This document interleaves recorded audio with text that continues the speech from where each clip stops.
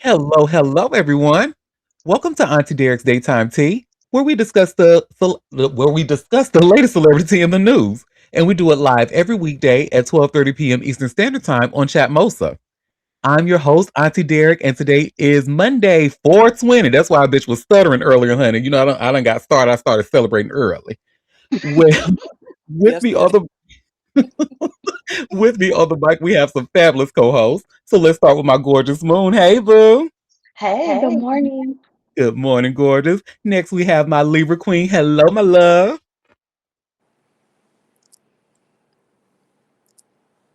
Oh, Libra Queen's probably busy at the moment, but she'll chime in when she can. And next, we have my Icy Chili. Hey, boo. Hey. Hey, hey. And shout out to the listeners holding it down in the chat as well. Well, y'all, we got us some good old gutter butt tea to get through. So let's just go ahead and jump right in. Okay, gutter butt tea time. Yes. And the first person, I'm sorry, y'all, but we got to start off with 50 Cent. Oh, Lord. So, this is what the battle between him and Shaniqua Thompson, his ex, is getting messy. We knew it was gonna get messy though, right? And sure enough, so now she's saying that 50 choked her, honey. Choked her. She was choked out to get that contract signed. Oh, And, wow. and now you see where it says here by way of all hip hop, and it's an exclusive. 50 Cent denies choking out ex over movie contract as $1 million lawsuit over book gets downright nasty. So this starts off 50 Cent and Shaniqua Tompkins are back in court, and this time the $1 million lawsuit over life rights and more salacious details about their relationship keep spilling into the public view. The latest filing showed Tompkins pushing back hard against 50's claims that she broke a life rights agreement, and her response is detailed. She's arguing the contract was never legit to begin with, while 50's side says it's a straightforward breach tied to her public comments. But at the center of Tompkins' defense is a 2005 incident tied to 50's film Get Rich or Die Trying. She claims 50 forced her to sign paperwork after a confrontation inside the New York offices of Violator Management, which was handling the rap star's career at the time. When he looked at it and saw that I signed Jane Doe, he grabbed me by the hair, dragged me to the other end of the office, pushed me to the floor, and started choking me that he will hurt and embarrass me right there at the offices of Violator Records if I didn't sign. Tompkins wrote in a sworn affidavit. She says the incident ended with a forced signature she claims wasn't even hers, and she never saw the full agreement or got paid for the movie. Tompkins' attorneys are now arguing that later agreements, including the 2007 book deal, were shaped by pressure and fear rather than actual negotiation. They claim 50 used repeated threats and financial control to secure compliance, framing the whole thing as more of a gag order than a real contract. They're pointing to language allegedly used during disputes, including warnings that she would suffer, arguing those words carry weight given what happened in 2005. 50 Cent's attorneys are rejecting all of this and arguing that the court should focus on the agreement itself rather than on years old personal allegations. They're describing the lawsuit as a straightforward enforcement action, accusing Tompkins of trying to dodge obligations she accepted. Although Tompkins' pleading contains false allegations that Jackson threatened, forced her to coerce her into signing a prior agreement, it is not the agreement that is at issue in this action. Tompkins claims falsely that a different agreement was signed in 2005 due to allegedly threatened violence. No such allegations are included regarding execution of the book agreement, 50's lawyer Lisa Cole responded. 50's team is arguing that the case should focus on whether she violated the agreement by speaking publicly, not on past personal allegations. They're also pointing to her recent interviews and reported interest in television opportunities as evidence that she's trying to profit while ignoring the contract. They're suggesting her claims are being raised now as a strategy to avoid liability rather than as a legitimate defense. 50 has also relied on his public statements to reinforce his position that the agreement restricts her ability to sell stories about his life. His team argues those statements reflect enforcement of a valid contract, not evidence of wrongdoing. G Unit has not sued Tompkins because she engaged in protected speech, but rather because she breached a contract which prevented her from engaging in certain speech related conduct, Lisa Cole added.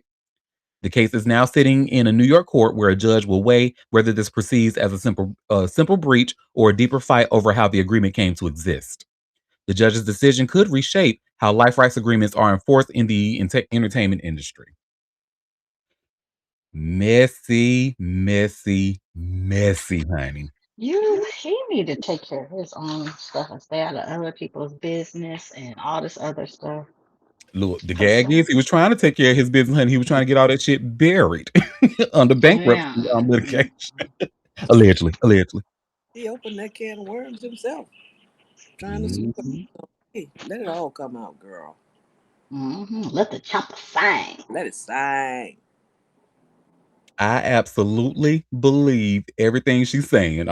I believe it. I mean, we have seen how 50 handles past relationships, like past disputes, past feuds with people. This is not unusual behavior from him. So I and it sounds like he's been there. And then this is on top of like when he was like brand spanking new to the game, right? Like early 2000s, because that movie came out in 2005. And 50 had already had a name for himself. Well, I think by then he had already released well, he released the one album because I don't think the Massacre came out until 2006. But he released that. He already had a name for himself. He released his book. So I feel like him being brand spanking new, he didn't really have the media training or the training to like. This sounds like something he would have done. I'm sorry. So, uh, and this we will find out for sure in due course. That's for sure. Well, that is that on that. Cardi B, y'all. So I'm sure we have seen. Y'all probably saw the Yeah. drama that she had, with the Atlanta, with the people who worked at the Atlanta Stadium, honey. hmm And she pretty much said, I mean, this is kind of no shade. And Atlanta, I love y'all. I truly enjoy my time when I'm there, but baby, bad service in Atlanta is not unusual. Okay. It's actually expected, unfortunately. But we're not going to talk about that, because like I said, this is not unusual behavior from, yeah. But what we will talk about though is how how Cardi just set a record. Her tour just set a record, honey. Multiple records. Yes. Okay. And you see where I have here by way of baller alert. Cardi B tour hits $70 million after 35 sold out shows. So I won't read this entire thing. I'm just going to read about the concert. But it just starts off. Cardi B closes out the Little Miss Drama tour Saturday night at the State Farm Arena in Atlanta. And she didn't just end a tour, she ended a conversation. Every single show on this run sold out. Everyone. 35 arenas across North America. More than 430,000 tickets moved at an average of $159 a pop. Over $70 million grossed. And the part that goes in the history books forever, it's now the highest grossing debut arena tour by a female rapper in history. This was Cardi's first full headlining arena tour of her career. Her first tour in 6 years, and she did it with no opening act. Her stage, her name on every marquee, 37 songs a night, floating platforms, pyrotechnics, a stripper pole carousel, a sparkling silver robot suit, and a set list that dragged every era of her catalog from Bodak Yellow to Outside in the Same Room. So I'm just going to end it there. So congratulations, And Cardi. This is what's up. every city had a celebrity drop in. Yep. She put her foot in that shit. At this point, y'all can't even. I'm sorry to the Barbie gang, the Barbs, but baby, Cardi done put her foot all up and through there on y'all. Okay, she is that girl. And it's undeniable now. You see, even I had to change my mind because I famously said on this show, like, I'm not really the biggest fan of hers, and it's not her fault. But what I am seeing and what I've seen, that she continues to do, she does the work. She really shows homage to the people, but who came up before her.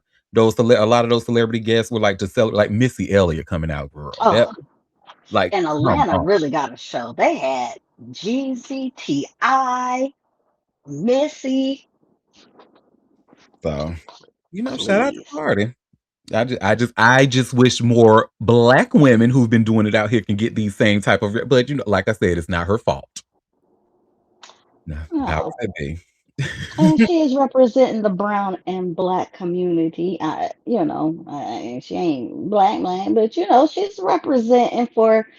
the browns and the blacks, and she said as much as far as like told the Latinos, look, y'all wouldn't have nothing if it wasn't for the Black Americans doing the work out here. To be That honest. So, like that's the she civil can't come to the rights and all that. cookout, but we will bring her a plate. Hmm. Hmm. And so, yeah, I'm so happy for her. This evolution has been so amazing to watch. The rollout of her album, it's just, Nikki could never. She's been trying. She has really been trying for a long time. And Nicki was like the first of everything, but for Carter to come in off of the second album with this tour and really, honey, I know that girl is And at put home her foot in the shaking. game. Oh, yeah. And then to show that you don't have to be a hateful ass, problematic artist out here beefing with all the females and being just nasty. She's out there genuinely showing love to Cash Doll, to um Mariah the Scientist. I mean, everybody. And they all love her. Megan, that's a girl, Gorilla, everybody. They love fucking with Cardi. Hmm. I'm just actually really surprised at like how much the elderly love Cardi. Like the elders loved them some Cardi B. You saw how many elders was at her concert. Hmm.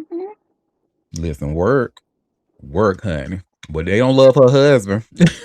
And let's And talk I about can't wait till that we can say her ex-husband, because ugh. uh-huh. Well, honey, let's talk about his ass, honey. In the midst of Ugh. all this that's going on with that shooting at the casino, child, he still got a nerve to be getting sued about him for not paying the producer his money. Are we surprised? I'm really not. Not even a little bit. You can't even pay me to be surprised at this point. The struggle is so real. You fucked up so bad. Boy, you thought it was gonna be sweet out here. You just thought you all ugly ass going. Go ahead. Just. Well, and you see where it says here, music producer to Offset. Where is my money?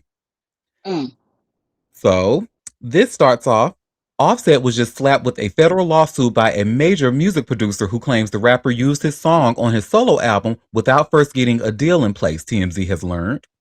According to court docs obtained by TMZ, music producer Chase Dalton Rose, aka Chase the Money, claimed Offset used his song Worth It on his second solo album, Set It Off, without an agreement in place with him. The producer admits he worked on the song with Offset that would have allowed the rapper to record vocals over one of his songs, but said no agreement over compensation and transfer of rights was ever executed. He wants a full accounting and an order forcing Offset to fork over some of the money he made on the song. Back in March 2025, Offset sued Chase the Money over the drama in federal court, seeking a declaration from the court that Offset fulfilled his end of the deal with the producer. Offset and his team claimed they asked Chase the Money to work on his album in early 2023. The producer worked on a song named Worth It. The rapper's team say they worked out a deal to pay Chase the Money $20,000 plus 4% royalty that would be divided equally between Chase the Money and his co-producer. The album Set It Off was released in October 2023. 3 months after the release, Offset said his team was approached by a new manager for Chase the Money who demanded new terms for the already agreed upon deal. Offset said the producer asked for 5 times the original amount. In his lawsuit, Offset wanted the court to declare once and for all that the original deal was valid and enforceable, so he didn't owe more than he already agreed to. The case is ongoing, and as TMZ first reported, Offset was shot in the leg outside of Hard Rock in Florida earlier this month, and he was rushed to the hospital but released days later. No suspect has been arrested for that crime. And a spokesperson for Offset tells TMZ these claims are completely meritless and nothing more than a money grab. A deal was negotiated with Mr. Rose and his management, and he agreed to compensation and credit for his contribution. After the record was released and with new management in place, he refused to honor that agreement and has attempted to renegotiate for fees well beyond industry standards under the threat of litigation. I don't know, y'all. I think I might believe Offset on this one. Believe? No. I mean, should he have to pay more? Not necessarily, but You know, Mr. Offset, you owe a lot of people, and that's not a good look. Hmm. It's not a good look. But what I think, especially based off of what we just read and how Offset first, he filed this lawsuit first, saying, "Hold up, they just got new management." Now they're trying to say, "We already agreed upon something," and now they already say it's new man. They want more money out of me. No, it's not happening. And then with Did what they Offset's get going paid? on, huh? Did they ever get paid anything at all? That's a good question because this didn't say anything about that. Yeah, because that album came out a long time ago. So, Well, I'm guessing that they did because especially with his original lawsuit saying that we have fulfilled our deal, so that leads me to believe that mm, yeah, they did. They were paid something, I guess what they agreed upon with the first contract. so then they tried to double back And with especially this with new what's going on with management. Offset about his money troubles in the casino, if I was, I would have did the same thing. Oh, this is the perfect time. Let me talk about. Excuse me, he owed me money too. He owed me money too. Ooh, we have a comment saying, "Fuck Offset, stay broke and die ugly." Wow, wow. Okay. Well, and I think your wish might be answered. I mean, it feels like that.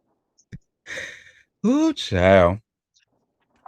Well, that's that on that. Of course, I will certainly keep y'all updated. Now, Mm, one update that we have now. So before we left the show Friday, we actually got to see a clip of Ice Spice getting, this girl trying to fight her, this weird girl trying to fight her at while she was just sitting there trying to have her quarter pounder at McDonald's. Well, now, honey, we even had questions when we were watching it together. We was like, well, why is she there with no security? I'm like, well, hell, maybe because she a Bronx girl and she feels she don't need it. I don't know. But you know what? Because of this, Ebro is actually thinking that this was a stage incident.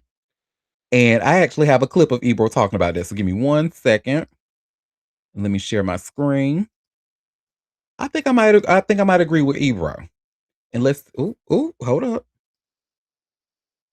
Ooh, did they take the tweet down?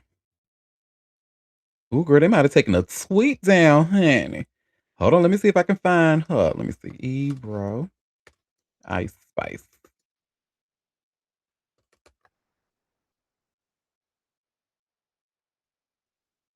Okay, good. There is Hot New Hip Hop has an article about it. Thank you, Hot New Hip Hop. Y'all always come through. Either All Hip Hop or Hot New Hip Hop.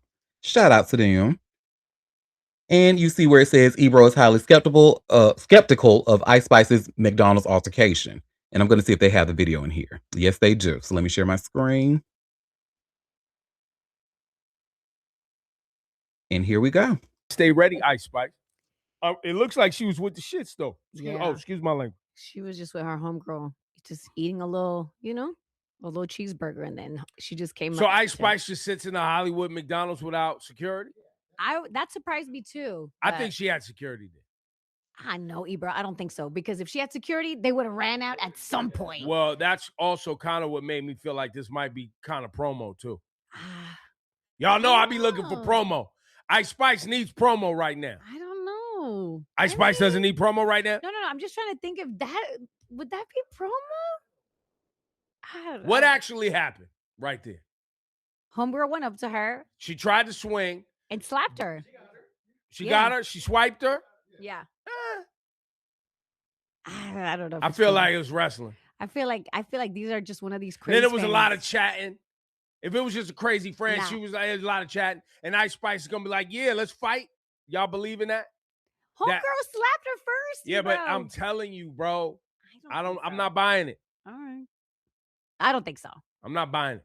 All right. In other news, Kanye has more drama. Now, Switzerland. You don't care about Kanye or his drama. I think I might be. I'm picking up what Ebro is putting down. I think it might be, and simply because the reason that I think that. Do y'all remember the day before we had just talked about Ice Spice being, going through a nasty back and forth with that wig company.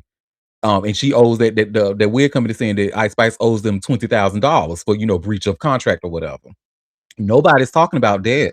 That's not too much in the news. I did see Sherry Shepherd talking about it this morning, but that's not really in the news like that. But what is everybody talking about? This fight. No. Oh no, she was attacked at McDonald's. Oh no. Oh my God. Mm-mm. Mm-mm. No, So I do not agree with that. you don't agree with is With that oh, promo. okay. No. Oh, let's Now, see. It looked like his co-host didn't either. So just oh, because Ice Spice is an artist, maybe she ain't got the funds. Security ain't free. She's just sitting in there having a burger. That don't mean she got to have security around her all the time. What has she done lately? Maybe she don't have the money for Besides that security. Yeah, I'm like, SpongeBob thing. yeah, I don't think that this is a weird thing. I think this is not promotion. Like, I would just do anything for her just because we ain't talking about her owing for wigs. Come on now. too shy. Look. Oh, and look, we have a comment. I couldn't care any less about Ice Spice, even if I endeavored to do so. So, um, and then another one says, "Ain't she the fart girl?" Oh, Well, yes. The fart and the poop and all that, honey. The flapping what? girl. I'm not buying it. Nah. I mean, I could see why there he would say that some kind of promo, but no, to have somebody come up and slap you in your face and then they fought outside and she jumped and had the girl all on the ground. Nah, nah. Mm. And we have Mm-mm. a comment. It's impressive. Ice Spice is able to eat inside of McDonald's. Mhm. It's Yeah, in Hollywood. Yeah. they got celebrities out here that move around without security. Not all of them Mhm. have security with them. I mean, Which it's not. celebrities? Jay Prince. Let me stop. Look, What's his name? Mr. John Wick guy. He constantly moving around. Oh, oh, Keanu. Keanu, yeah. Yeah, Keanu move around all the time. He be out on the subway and people don't bother him. They got celebrities they stopped on the street that don't have security. I've seen videos of them stopping. Oh, this is such and such. No, this is not a deal breaker for me. That this is promo. Yeah, I don't know. It would be some weird promo. I don't know. Yeah, I It's don't. not a good look promo, I guess. I don't know. Maybe she But shouldn't have been in there, kind of thing, because of who she is. But because you got weirdos out here like this chick acting like she ain't do Mhm. nothing wrong. But I don't hmm think the fact she's in there without security means anything one way or the other. yeah, I don't think she really got no money for no security child. Yeah, that's expensive. Touche. If she So, can't pay $20,000 for them wigs, baby, you're right. You're right. she can't Hmm. pay a salary.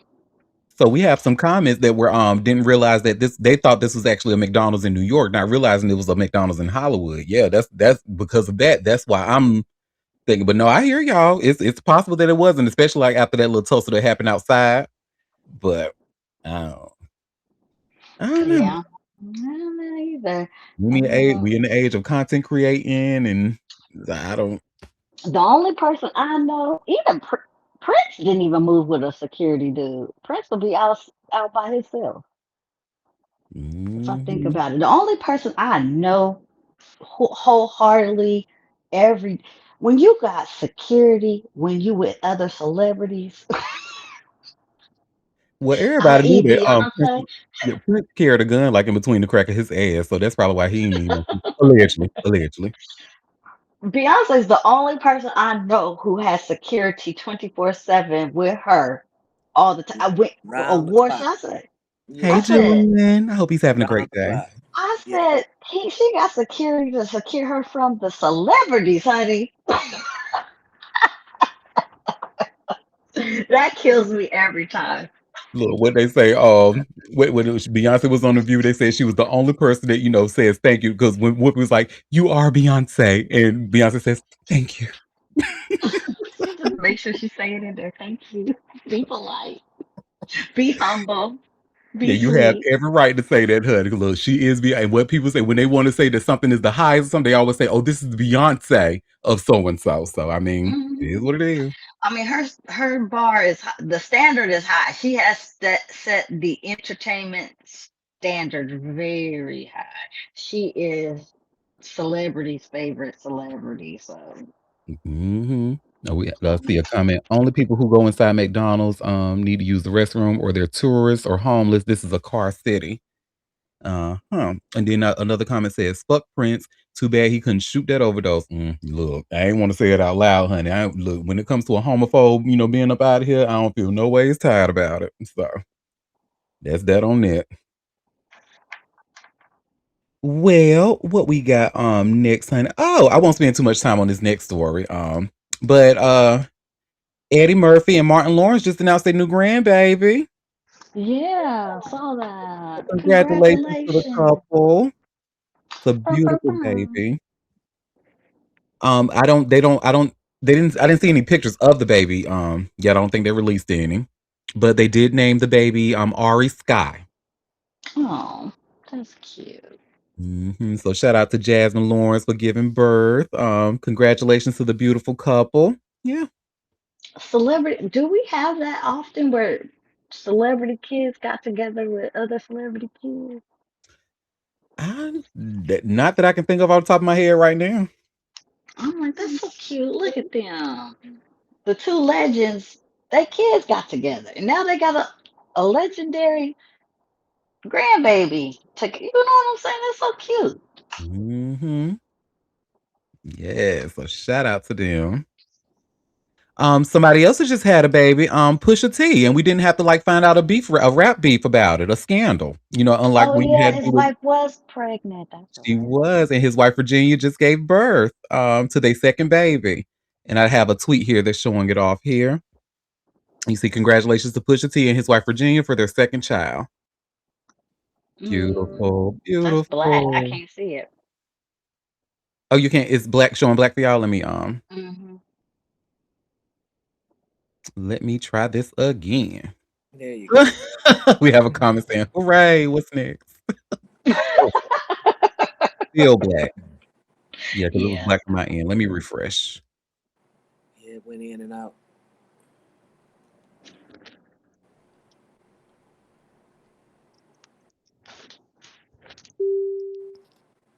It's there. Okay, I'm back. Okay, then. And let me see if this works now.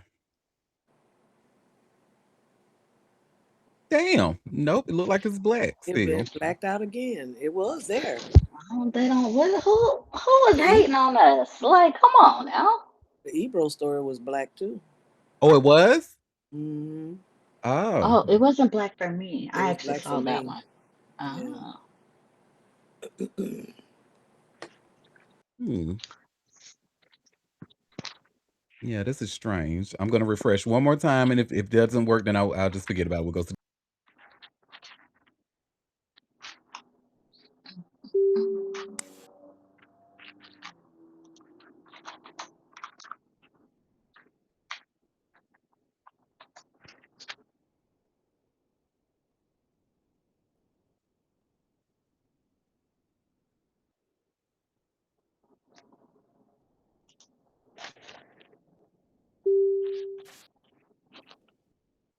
okay. Let's see. Fingers crossed.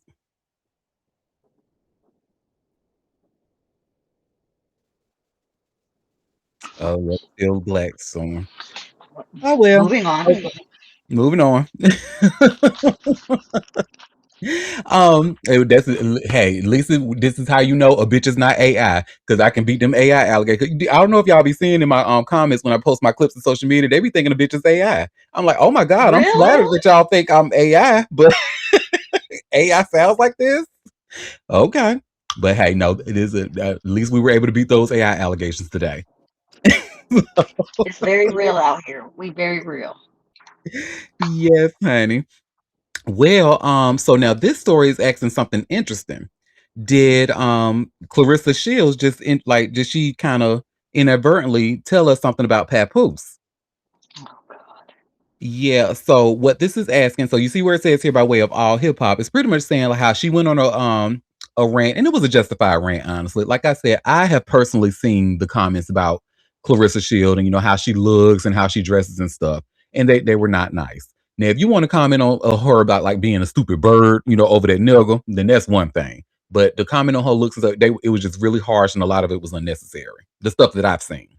So she responded to that But in her responding to that, like I won't spend too much time on this story, but she just pretty much saying, like just cause somebody said she got ugly syndrome. She was like, no, I ain't got no ugly syndrome. She's like, I got whoop a bitch ass syndrome. I got get money syndrome. I love my man syndrome. I wear whatever the fuck I want to wear syndrome. And then she says, whatever Pap says goes. And they got a lot of people talking. So this article is pretty much asking, like, what do you think of that? And I mean, that tells me all I need to know. I don't think nothing. I hate them stupid questions. What do you think? I don't give a. That's her. If that's how she want to live, child. Good luck. Goodbye. Mm. Yeah. So listen, that's all I got, honey. Look, Remy said all she said. Look. Oop, not me almost skipping this story, honey. I was like, didn't I have a Jay-Z story that I wanted to go over with Moon? Because I know she would probably be gagged at this shit. I'm glad I called myself because I somehow I put the check mark out as if I went through the story, but we did not. So let's go over it now. Yeah, because skip them two.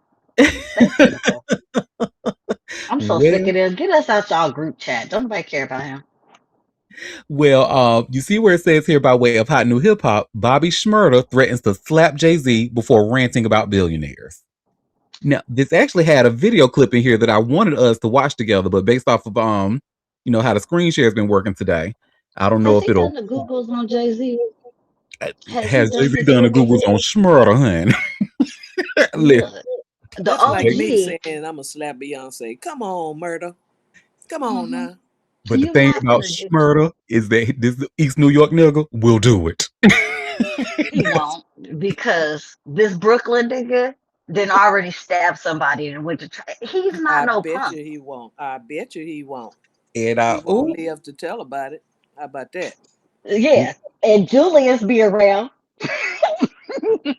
well, it's okay So now. I see that it's still black, but I think you can probably still hear what's going on in the audio. Oh yeah, we heard the yes. audio when it was Oh, black to me. okay. So let's see. We can hear what Bobby had to say about this. That is a young. So you think Jay-Z runs the Fuck them niggas, nigga. I mean, fuck them niggas, nigga. He runs it though, right? Fuck them niggas. Fuck. Our nation. You don't run it. You don't run it. You don't think he run the industry? I You feel don't like run it. you know. You don't run it. You don't run it. But fuck them niggas, man. You know what I'm saying? I slap the shit out of Jay-Z, bitch, nigga. Pop that thing, little clap, little clap. No, what you said on that rap. You know what you should do? I can get you a bag.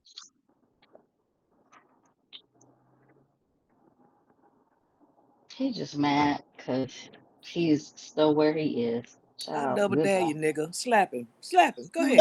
I It won't double even dare. get even Go ahead. close to slapping him. Like, please. You don't even hang in the same circles, nigga. Come on. Now, in there, I don't know if y'all kind of caught what he said, because he was like, "Fuck Rock Nation," but Jay-Z, he don't own it, but still, fuck them niggas, fuck Rock Nation. But Just a hater. He's just mad because he's still broke. well, it's the reason. But this continues. It says, after this clip went viral, Smurda took to Instagram to rant about folks stealing, cheating, and lying for $1 billion, and even referenced slapping someone. Lesson come with a blessing, he wrote in his post. Stealing, cheating, and lying does not make you a boss, smart, or a businessman. I don't care if you did it for $1 billion. You still a bum. Now, my point is, if a crackhead steals some millions out the trap, does that not make him a crackhead anymore? Or is he now a get money nigga? I mean, okay, he got money, but come on, boss businessman. Top of the business, the caption said. Wipe your nose before you talk to me, and I'm gonna light my spliff so I don't slap the shit out of nobody. Have a great weekend. Oh, Bobby Jesus. Bobby also posted a story yesterday about the New York industry. But again, it's another vague post that doesn't have anything to do explicitly with the Rock Nation mogul. Still, fans are connecting the purported dots, and the timing of it can't be ignored. For those What unaware, dots? Bobby Shmurda signed a management deal with Rock Nation back in 2021. But it seems like this quickly broke down. Last year, Bobby Shmurda joked about Jay-Z and Rock Nation being behind the rumors around Diddy and Meek Mill. While many fans took his criticisms as gospel, he said he was just trolling and doesn't seem to take these accusations very seriously. We will see if Shmurda confirms this, if this is all just playing around, or if he's serious about his combativeness, or if he referred to Hove with these recent social media posts. He will not slap Jay-Z. I can guarantee you that. That's not gonna happen.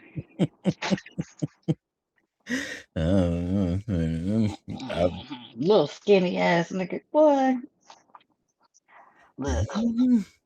If he stole money from you, then sue him then, nigga. What you going what like sue him. If he What, stole money from you, if he can got felons you, sue? well, yes, felons can sue. They can't. Oh, see, I thought it was like voting. I thought they could vote. Well, don't listen to me, y'all. Durham. This is my Durham education. Honey. I ain't know. Yes. Now, can he carry a weapon? No, Oh, so that's why he's but saying he got to slap him. them strict New York laws, and also if you're a felon, you can't have a gun. But so, anyways, if if he stole your money, sue him. Get your money back plus some. I Stop agree. being out here crying about it. Just like I was saying, Nikki, if he stole your money, sue him. If you Mhm. feel like you owe more money, you got a strong case, sue him. Get your money. But just also keep in mind that Rock Nation's lawyers, you know what? Let me not even. Next Look, story. they only is if it's the truth. If it's the truth and he did something wrong, then it will come to light. But you just on the internet bumping your gums, that don't mean nothing. Yeah, You want honey. your money so bad, sue him. Yes, sue him. But before you sue him, just make sure you have all your ducks in a row because Rock Nation will use, especially the CEO of Rock Nation, will allegedly use her connections to get what she wants. You Like just Rhonda from want Players Club. Honey. Some of y'all got to use what you got to get what you want. you just like to stay on that lady head, child. Allegedly. Don't come after me, girl, or don't have Dr. Boba calling me. Nope, none of them. You are special. I just want you to know that. Yes. Well, speaking of somebody else who's special, a Canadian special, the Canadian little engine that could, honey. Thank you for Chill to bringing this story to my attention, honey. Because you know anything dealing with Tory Lanez, I tend to look the other Oh way. God, yeah. But this shit How had does me, how does Quinn say? Yuck. yuck.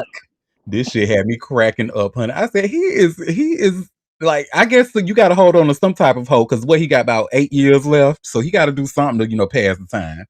But you see where it says here by way of all hip hop, Tory Lanez demands $100 million from California prison system after vicious stabbing. Well, Tory Lanez is taking the California prison system to court for $100 million after surviving a brutal stabbing attack that left him hospitalized with a collapsed lung. The rapper filed a federal suit against the California Department of Corrections and Rehabilitation, the warden, and guards of the how you say this place, Tehachapi prison, claiming officials negligently housed him with an inmate who had a documented history of violence. On May 12th, 2025, fellow prisoner Santino Casio attacked him with a homemade shank, stabbing him 16 times across his back, torso, head, and face in what the lawsuit describes as an unprovoked, life-threatening assault. The injuries were severe enough that Tory Lanez required emergency airlifting to a hospital. Casio's background made the housing decision particularly reckless, according to the legal filing. The inmate is serving a life sentence for second-degree murder and first-degree attempted murder, and he's got prior convictions for assault by a prisoner with a deadly weapon in 2008 and manufacturing a deadly weapon in 2018. The lawsuit argues that prison officials either knew or should have known that placing these two men together created a dangerous situation. It also alleges that correctional officers responded too slowly to the attack, failed to deploy standard emergency measures like flash grenades or smoke bombs to stop Casio. The filing emphasizes that Lane's high-profile celebrity status. I'm sorry. The filing emphasizes that Lane's high-profile celebrity status made him an obvious target for violence inside the facility. According to AP News, there's no record of Casio being charged in connection with the stabbing. Tory Lanez was subsequently transferred to California Men's Colony in San Luis, Obispo County. Beyond the physical injuries, the lawsuit also claims prison officials unlawfully seized his songbooks containing unpublished lyrics with significant commercial value and refused to return them. Tory Lanez is currently serving a 10-year sentence after his 2022 conviction for shooting Megan Thee Stallion in the feet following a party at Kylie Jenner's home in July 2020. The rapper's legal team is arguing that the prison's negligence directly caused his injuries and emotional trauma. The Department of Corrections spokesperson Ike Dodson declined to comment, stating the agency does not address pending litigation. So San Luis Obispo. Thank you, girl, because you saw I butchered the hell out of it. So the people of San Luis Obispo, I'm sweeties, I'm so sorry. Listen, I'm from Durham, baby. We don't know how to say a lot of things, right? But we try. We try. That's the big thing. You gotta try.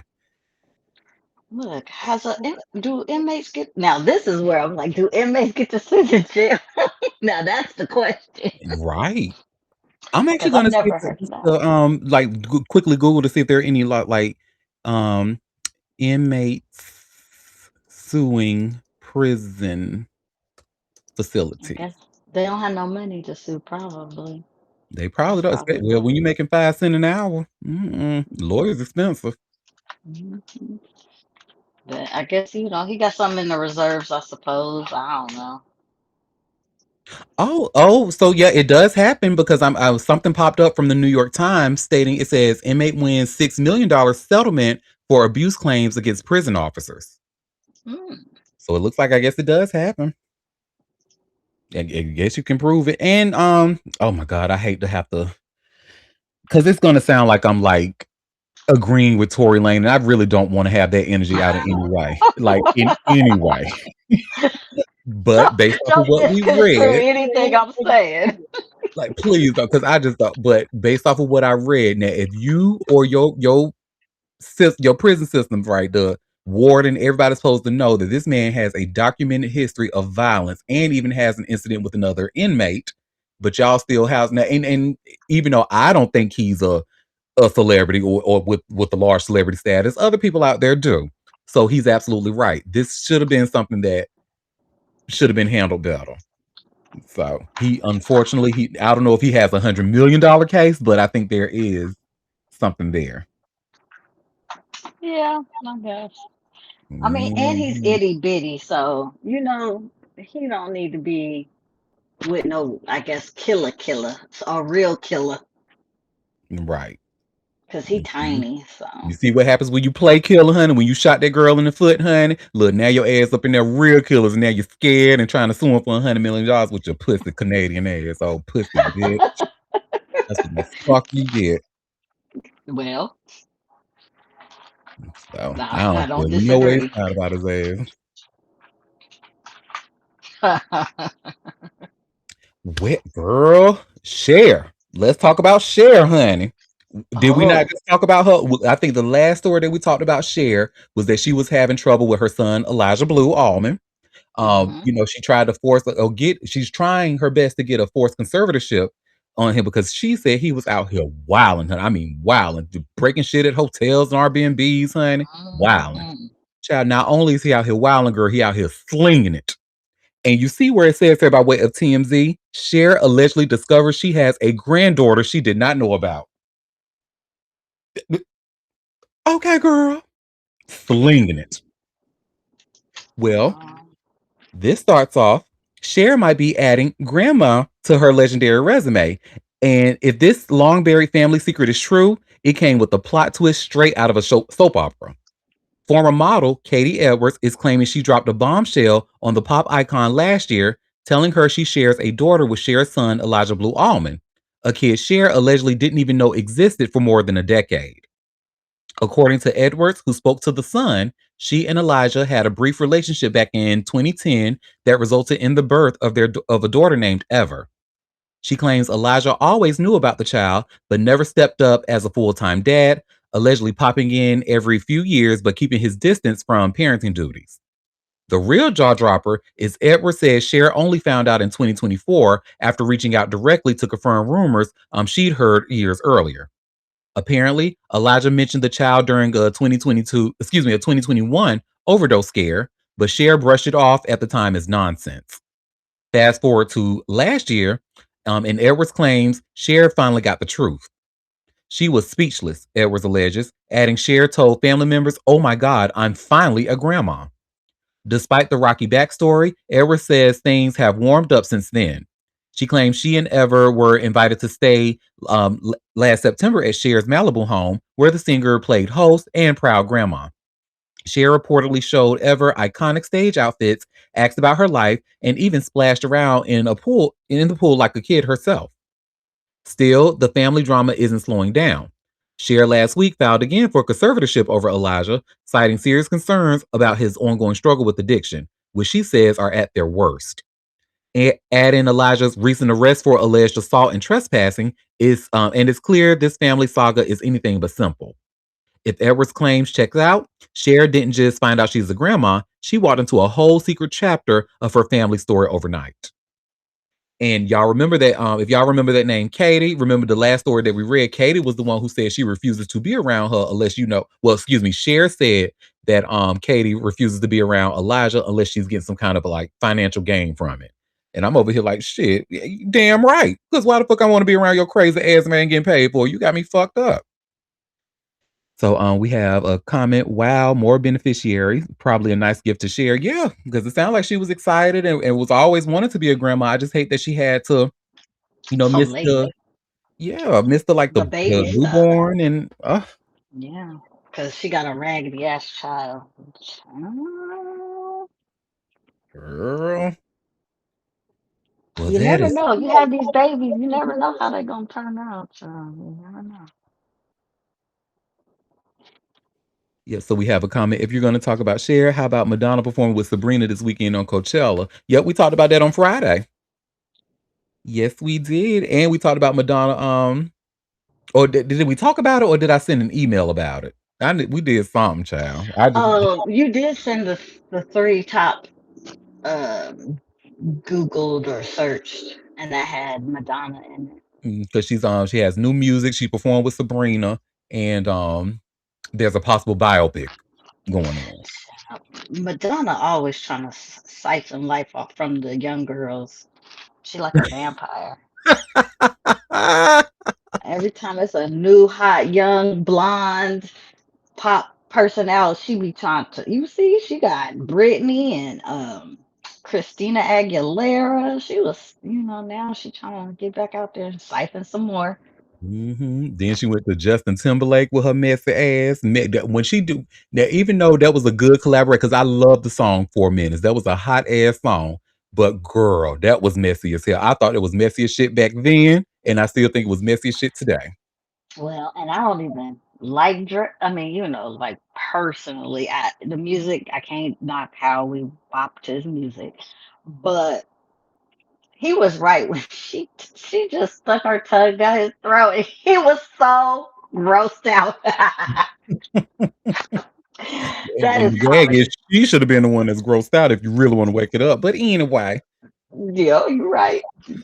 But still, oh, we have a comment saying Madonna should stick to her old 80s and 90s music. Now, you know what? I'm not going to go that far because, baby, as a gay, as a black gay, let me tell you what Confessions of a Dance Floor did to a bitch back in 2007. had you twirling, huh? I agree. I thought I was a white gay for a brief moment, honey. Oh, girl. Maybe you should have said that on a recorded live. No, we want to be real so people can know I'm not AI. Okay, that's Well, speaking of music, honey, Katy Perry, let's talk about her and this Ruby Rose thing. okay. You know, I just wanted an excuse to talk about Katy Perry's stank puss. Allegedly. Well, y'all see where it says here by way of TMZ. Ruby Rose said nothing horrific happened night Katy Perry allegedly assaulted her in 2011 essay. So I just want to start because when I read this headline, I initially thought, and I just being honest with you, I was like, oh, here go Ruby Rose again. Now somebody about to say that she lied again, and she about to be pretty much known as a fraud. So when I read the story, though, I think it actually confirms what she was trying to tell us originally with the claim. Because remember, initially she said that Katy Perry did sexually assault her, but she kept quiet about it due to her trying to get a green card over to the Americas for her career. So this starts off Ruby Rose's recent barrage of social media posts isn't the first time she's talked about the night Katy Perry allegedly sexually assaulted her. She wrote about it in a 2011 essay, but said at the time nothing bad happened that night. Back in 2011, the actress wrote an essay for news.com.au, an Australian publication, which seemingly referenced the same night she's now saying Perry rubbed her disgusting vagina on my face. The outlet says Rose wrote at the time that she lost her dignity one night while out with Perry, deciding to drink just 30 days into sobriety. The night spiraled out of control, Rose wrote, including a moment where the pair crashed the 12-year formal. Video has made rounds online in the recent days of Perry belting out songs at a hotel where a prom was going on down in Melbourne. Excuse me. In the essay, Rose also wrote she vomited on Perry's foot, another similarity to her new claims that she threw up during the alleged sexual assault, though she didn't name the location of their crazy night out back in 2011. Rose said the assault happened in Melbourne's Spice Market Club in her recent allegations. For whatever reason, in the 2011 piece, Rose wrote, "Before you jump to conclusions, nothing horrific happened, nor have I been hit with a DUI, but I just had enough." She noted that she was 90 days sober at the time she wrote the piece. Rose is obviously telling a much different story now, one of which Perry's reps have said is full of dangerous, reckless lies. Her team also pointed to Ruby's history of making public claims that have repeatedly been denied by those named. TMZ has reached out to representatives for both sides in regards to the eye-popping essay. So far, no word back.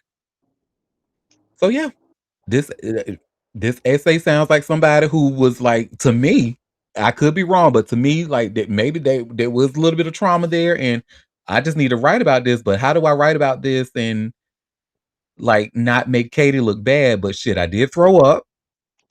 And remember, I think the manager, remember we read a story about the manager in one of the nightclubs said, "Oh, well, there was no vomit here, so possibly there was vomit at another nightclub they went out to because it looked like it was they had a night out going out, to different places." So I'm going to continue to follow this. Like I don't even got to tell y'all that. Y'all know I'm going to continue to follow this story. Well, because it's gonna keep going. Mm-hmm. So that's that on that. Well, hun, okay, to keep your pussy to yourself, girl, especially if you ain't one. So that's that one. We have a comment saying rancid pussy. Rancid. Oh Lord. Making bitches throw up, honey, in the club. Well, who up in here like facts of life, honey? I see it's some Gen X's up in here, so it better be all y'all. That was the show. Okay, you What's take going good, you on? take bad. Mindy Combs. So she has actually had a secret battle with cancer. Oh. Yep, but she's doing okay now. And you see where it says here by way of TMZ, Mindy Combs shares secret cancer fight, says she beat it again. So this start, Mindy Combs is back in a fight she knows all too well. And once again, she's coming out swinging. The Facts of Life actress shocked fans on Sunday by revealing she's been secretly battling cancer again, explaining her recent disappearance from social media wasn't random. Combs dropped the bombshell in a raw, all lowercase Instagram post, telling followers she'd been off social media for a while because I had to kick cancer's ass. And according to her, mission accomplished. With a ton of help from her medical squad at Providence St. John's in Santa Monica, plus what she calls her hero, oncology surgeon Dr. Anton Bilchik. She didn't hold back on gratitude either, shouting out her nurses by name and giving major love to her inner circle, including close friends, calling them her ride or dies who step up whenever it's my turn. While she's clearly been through it, Mindy's not staying down long. She says she's got a couple more weeks of recovery ahead before gearing up for her next adventure. Her sign off says it all. Onwards, fuck cancer. I know that's right, girl. This isn't Mindy's first brutal bout with the disease. She was first diagnosed with breast cancer back in 2012 after noticing extreme fatigue during a walk around her LA neighborhood, a moment she later described in a 2017 People interview as the beginning of a long, grueling journey. Over the next 5 years, she underwent radiation, chemotherapy, and ultimately a double mastectomy, before being declared cancer-free and ready to get back to work in Hollywood. Before this latest reveal, fans last saw her on IG in mid-March, smiling alongside fellow actress Melissa Peterman, with zero hint of the battle happening behind the scenes. Shout out to Mindy Cohn, baby. Let me tell you. So, Yeah, love her. baby, let me as a millennial, honey, because Gen X, y'all got to see the Facts of Life live, honey. So I'm a little jealous of that. Millennials, we actually had to watch the repeats on Nick at Night. And baby, when I tell you, I don't know what, and maybe it was because of Kim Fields and her being Tootie. I don't know if that make what drew me in, but baby, all I saw was one episode, baby, and that was all she wrote. I said, "Ooh, Facts of Life coming on. It's about I'm supposed to be sleep, getting ready for school tomorrow. Facts of Life playing at 10 o'clock, and the bitch had to watch it, honey. I ain't give a damn." So, That say, kid Yeah, Facts it of was Life. good. relentless, boy. It's just like, damn, 2012, and here it is, 2026, and that shit is back. But you fight, girl. You fight. Yeah, for sure. Cause Fucked up. cancer, Have a screen saying cancer. Facts of Life Ugh. and Silver Spoon played back to back. Oh, and different stroke. Ow, ow. Oh, child. Speaking of different strokes, honey, the way they was talking about Ty Bridges' ex-wife, honey, they were so mean to that woman in the comments when I put that clip on social media. Mean. Talking about, oh, did he marry a man? And I'm like, y'all, that lady ain't do nothing to y'all. Leave her alone. But that's that on that. What we got next, honey? Girl, baby, they said Cash Patel is on that sauce. That's why he look like Baby, look at here. They said they had to bust his door down to find his ass because he was missing in Look, action. Like, what? y'all remind me. I meant to tell y'all something before we went live. Remind Okay. me when we get off to tell you something. All right, we'll remind you. Thank you. baby. But y'all see where it says here, honey, by way of TMZ, Cash Patel threatens a legal action over a report of alleged drinking problems and paranoia. Mm. Not legal action. That's what they always be. I'ma sue you. I'ma sue you. Girl. Well, FBI Director Cash Patel is firing back at The Atlantic, threatening to sue after the mag published a bombshell report accusing him of boozing too much and acting paranoid. Patel announces his intentions Friday night, telling The Atlantic and its journalist Sarah Fitzpatrick he'll see their entire entourage of false reporting in court. He then egged them on, adding, but do keep at it with the fake news. Actual malice standard is now what some would call a legal layup. He also shared an apparent screenshot of Assistant Director for Public Affairs at the FBI, Ben Williamson's initial response to Fitzpatrick's request for comment, in which he called her allegations absurd and slammed her for giving him a 2-hour deadline. In case you missed it, Fitzpatrick claimed in her piece published Friday that Patel has a long-term alcohol abuse issue that is worrying multiple White House officials in his orbit. She wrote, he is known to drink to the point of obvious intoxication in the presence of Trump administration staff at the private club Ned's in Washington, D.C., and would drink to excess at the Poodle Room in Las Vegas. She further claims early in his tenure, meetings and briefings had to be rescheduled for later in the day as a result of his alcohol-fueled nights. Fitzpatrick even says she's been told by sources his staff sometimes has a difficult time waking him up in the morning because he's seemingly intoxicated. Fitzpatrick also detailed an alleged freakout during which he started calling aides to announce he was fired after he was unable to log into a computer system. It just ended up being a technical error. User error. Yeah, technical error. Okay. The article alleges Patel is paranoid about losing his job, but for good reason, considering The Atlantic recently published another piece saying he and other members of Trump's cabinet are in line to get the axe from the president. Fitzpatrick is standing by her words, writing on Twitter, I spoke to 24 people familiar with Patel's conduct for this story, many of whom described it as a national security vulnerability. Look at his eyes. Look at it. Exactly. That's how Did I y'all knew this was a see? lie. Did you see the Iran Lego video with the eyes? My God. No. Oh my God. Oh my God. I was crying. The Iran. way They. See, crazy. I said, I was like, they sending what? They doing what? They been Honey, trolling. them videos. They got Well, rap videos. They got country. They did an Erica Kirk one. I said, I'm not ready for y'all to be did y'all trolling see like the this. one? Did you see the one where they said they only dealing with cream of the crop? They waiting on Obama. No, I didn't see that one. Look, we wait on Obama too. Shit. Yeah, we don't negotiate with nobody. We want the cream of the crop. We waiting on Obama. Oh man. Child, I Uh, just Googled his age. Girl, this man is only 46 years old. Yes, this is a raging alcoholic. He look like he close to 60. Like he really look like he's in his late 50s. that's the alcoholic's eyes if I've ever seen him.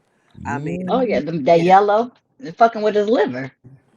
girl. Liver doing all that extra. Look, I thought it was gonna be Hegseth.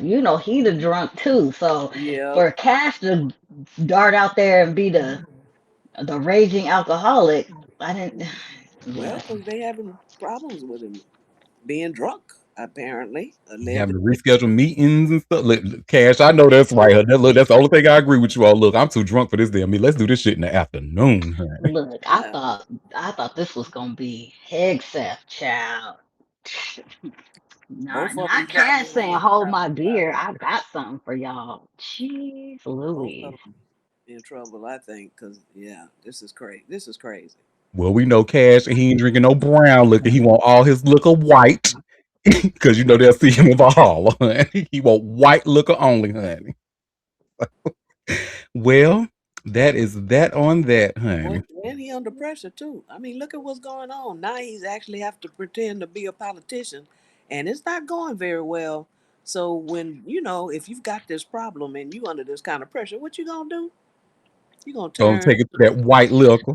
You gonna take it He to was the a head? fucking podcaster, and his little experience in the government does not equate him to being I mean, everything that has happened with the FBI, he has bumbled it. He acts. Oh, it's so embarrassing. Negotiations. He didn't bumble when they sent him over there to talk, and Trump said he couldn't get it done. All that. That's pressure. Uh, Up there announcing shit for the FBI searches before. Just You know what? We didn't even really know the other FBI directors. We didn't really know them like that. Mm-mm. And you be Really in the news didn't. all the time. Yep. Can't even name the guy before him. But this guy, yeah, we know And him the only very reason why well. I can name him is because of Trump and all that bullshit. But that's the only reason why, like, well, Comey and Christopher Wray, Oh yeah, the one only he because tried to of take Trump, the trial. Yeah. because they were doing their job. And Yeah. Over his raid.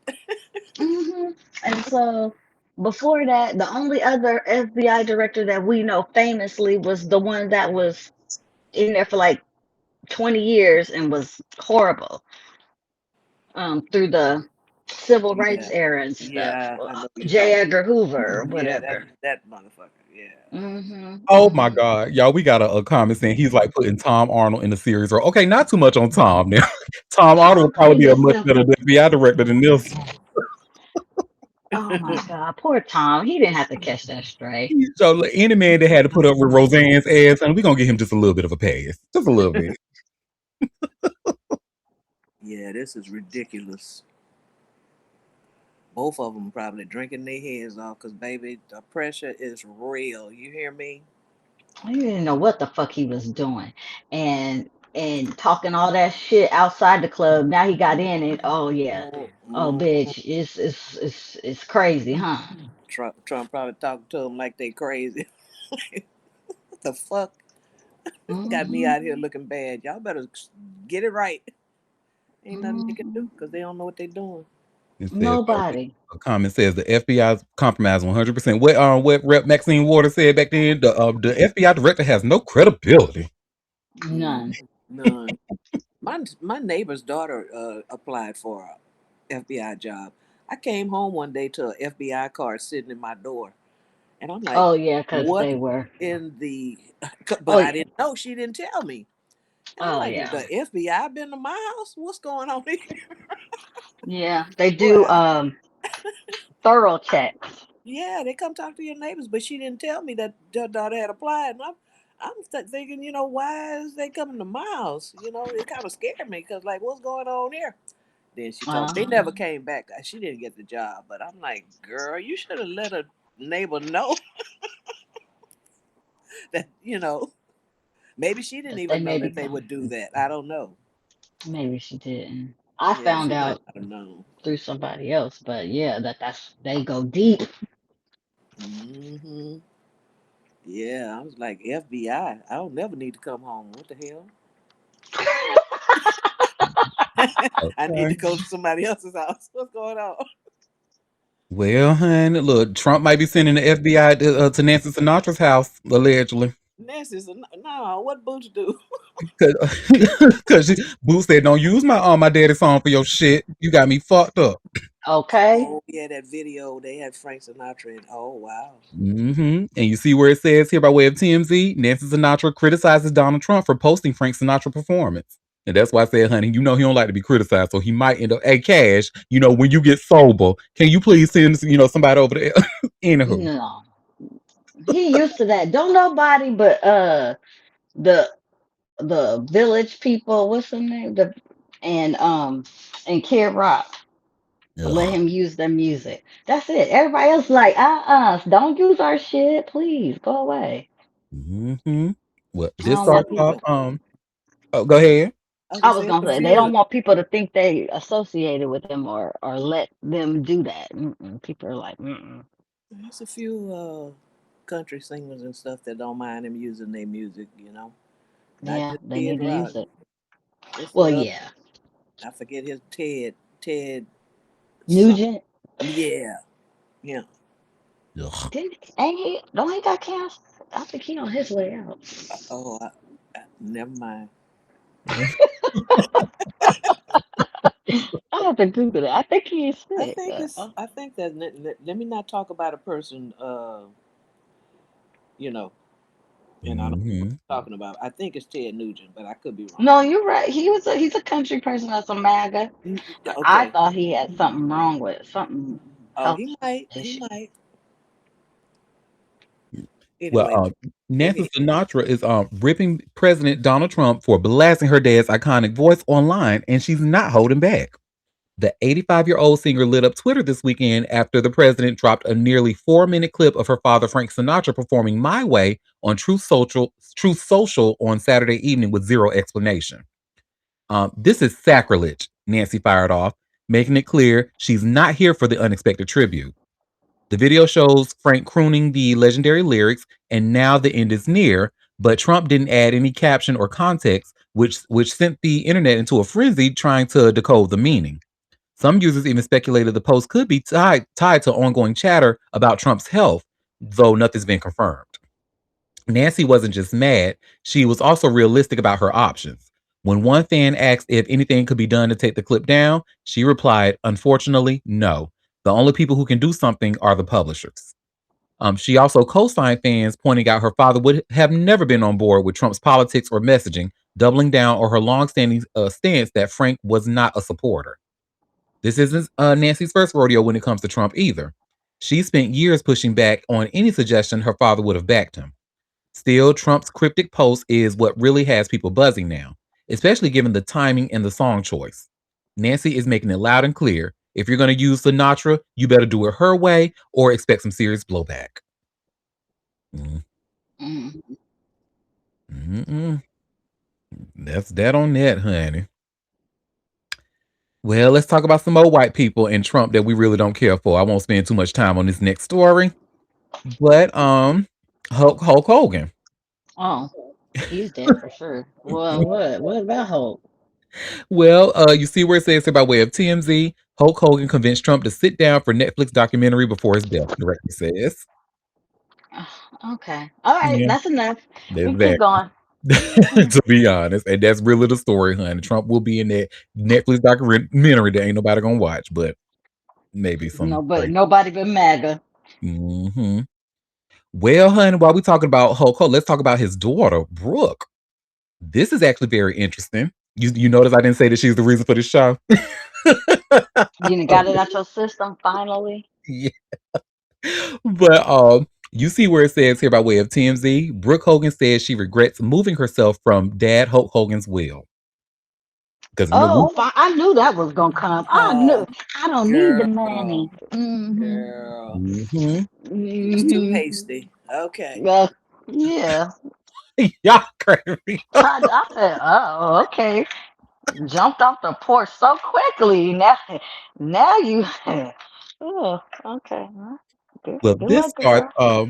Brooke Hogan says walking away from Hulk Hogan's will felt right at the time, but now she regrets the fallout. The daughter of the late Hulk Hogan got brutally honest on the Hollywood Raw podcast with Dax Holt and Adam Glenn, revealing she removed herself from her dad's will because she feared for her safety, not because she didn't want the money. There were situations that had me so scared, she said. I really took myself off the wheel because I actually scared for myself, my family. I was actually scared for myself, my family, and my safety. They have a clip. Now that her father is gone, Brooke says that decision is haunting her, not financially, but emotionally. There's not enough money in the world that would matter with what I felt I was facing, she said. As TMZ previously reported, Brooke asked to be removed from Hulk's will back in 2023, saying she didn't trust people in his inner circle and didn't want to get dragged into a financial battle when he died. I regret that decision, Brooke added, not because of the money. I've never been about the money, but because now I don't have a seat at the table. Hulk died in July 2025 at age 71 after suffering cardiac arrest at his Florida home. First responders rushed his racist ass to the hospital, but he was pronounced dead, and authorities later ruled it a heart attack. Brooks said stepping away before his death left her completely shut out, unable to get answers or be part of key decisions after he passed. I can't get answers, I can't be part of decisions, and that's the part that hurts, she said. She doubled down that no inheritance was worth what she believed she was up against at the time, but the trade off is clear now. Bottom line, Brooke chose safety then and lost her voice when it mattered the most. I Okay. mean, Okay. one plus one is two. Like, Well, maybe she doesn't need the money. I mean, she may be comfortable. She may have given up money, but she's not destitute or anything. So, but I can understand not being a part of her father's legacy and making decisions about, what happens with, his estate and stuff. I can get that part. Yeah, but why? I need to know why you were fearing your life. Like, I don't know. That sounds a bit dramatic, but Sound like it's more to the story. mhm. because it's because her brother's still apart. So why wouldn't you? Did you and your Brother, brother fall and, out? and that's what I'm thinking. Like something ain't right. And it's like you had to know, Brooke. You know I love you, girl, but you had to know that by you removing yourself from this, you were not going to have any say so in any decision that was going to be made regarding your father's legacy. You relinquished that. Like, did you not think that this is like? What do you think relinquish means? Like, uh, okay, but now she regrets it. Sound like something very personal. And if she may mean people in the family, something's not right there. So she did what she thought was best. There was a reason for what she did. And Yeah. obviously it wasn't about the money or she wouldn't have done that. She wouldn't have given up the money no matter what. But if she feared it would put her in danger, then that's different. Yeah. Well, y'all, let's talk about some sports ball news. This another story I gotta thank Chili for, because y'all know when it comes to that shit, unless it come across my timeline, I don't know none of this shit or none of these people.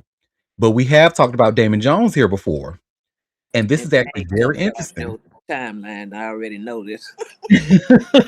Yeah, okay. And y'all should see where it says here by way of ESPN, Jones's change of plea hearing set for April 28th in gambling case. So remember, he initially filed not. He said he was not guilty at first. Baby, that's about to change. And this starts off. Former NBA player and assistant coach Damon Jones is expected to become the first person to plead guilty in a gambling sweep that led to the arrest of more than 30 people, including reputed mobsters and other basketball figures.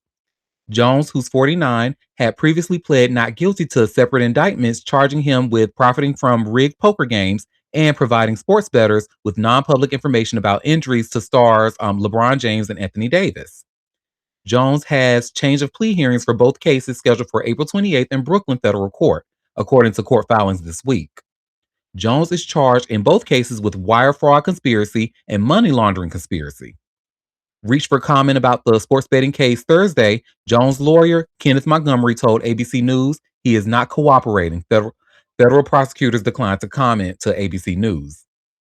Jones, a one-time teammate of James' arrest, James was arrested last October along with Portland Trailblazers head coach basketball Hall of Famer Chauncey Billups, former Miami Heat guard Terry Rozier, and others, including a sports bettor accused of cashing in on injury information. Jones was one of 3 people charged in both the poker and sports betting schemes. He remains free on bail. A native of Galveston, Texas, a native of Galveston, Texas, Jones earned more than $20 million playing for 10 teams in 11 cities from 1999 to 2009.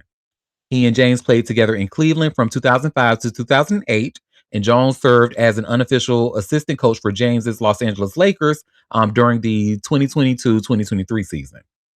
According to prosecutors, Jones sold or attempted to sell non-public information to bettors that James was injured and wouldn't be playing in the February 9, 2023 game against the Milwaukee Bucks, texting an unnamed co-conspirator, "Get a big bet on Milwaukee tonight before the information is out."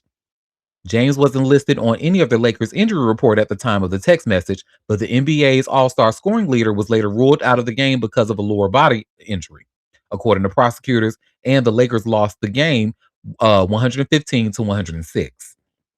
On January 15, 2024, prosecutors said sports bettor Marvis Fairley paid Jones approximately $2,500 for a tip that Davis, the Lakers forward and center at the time, would see limited playing against the Oklahoma City Thunder because of an injury.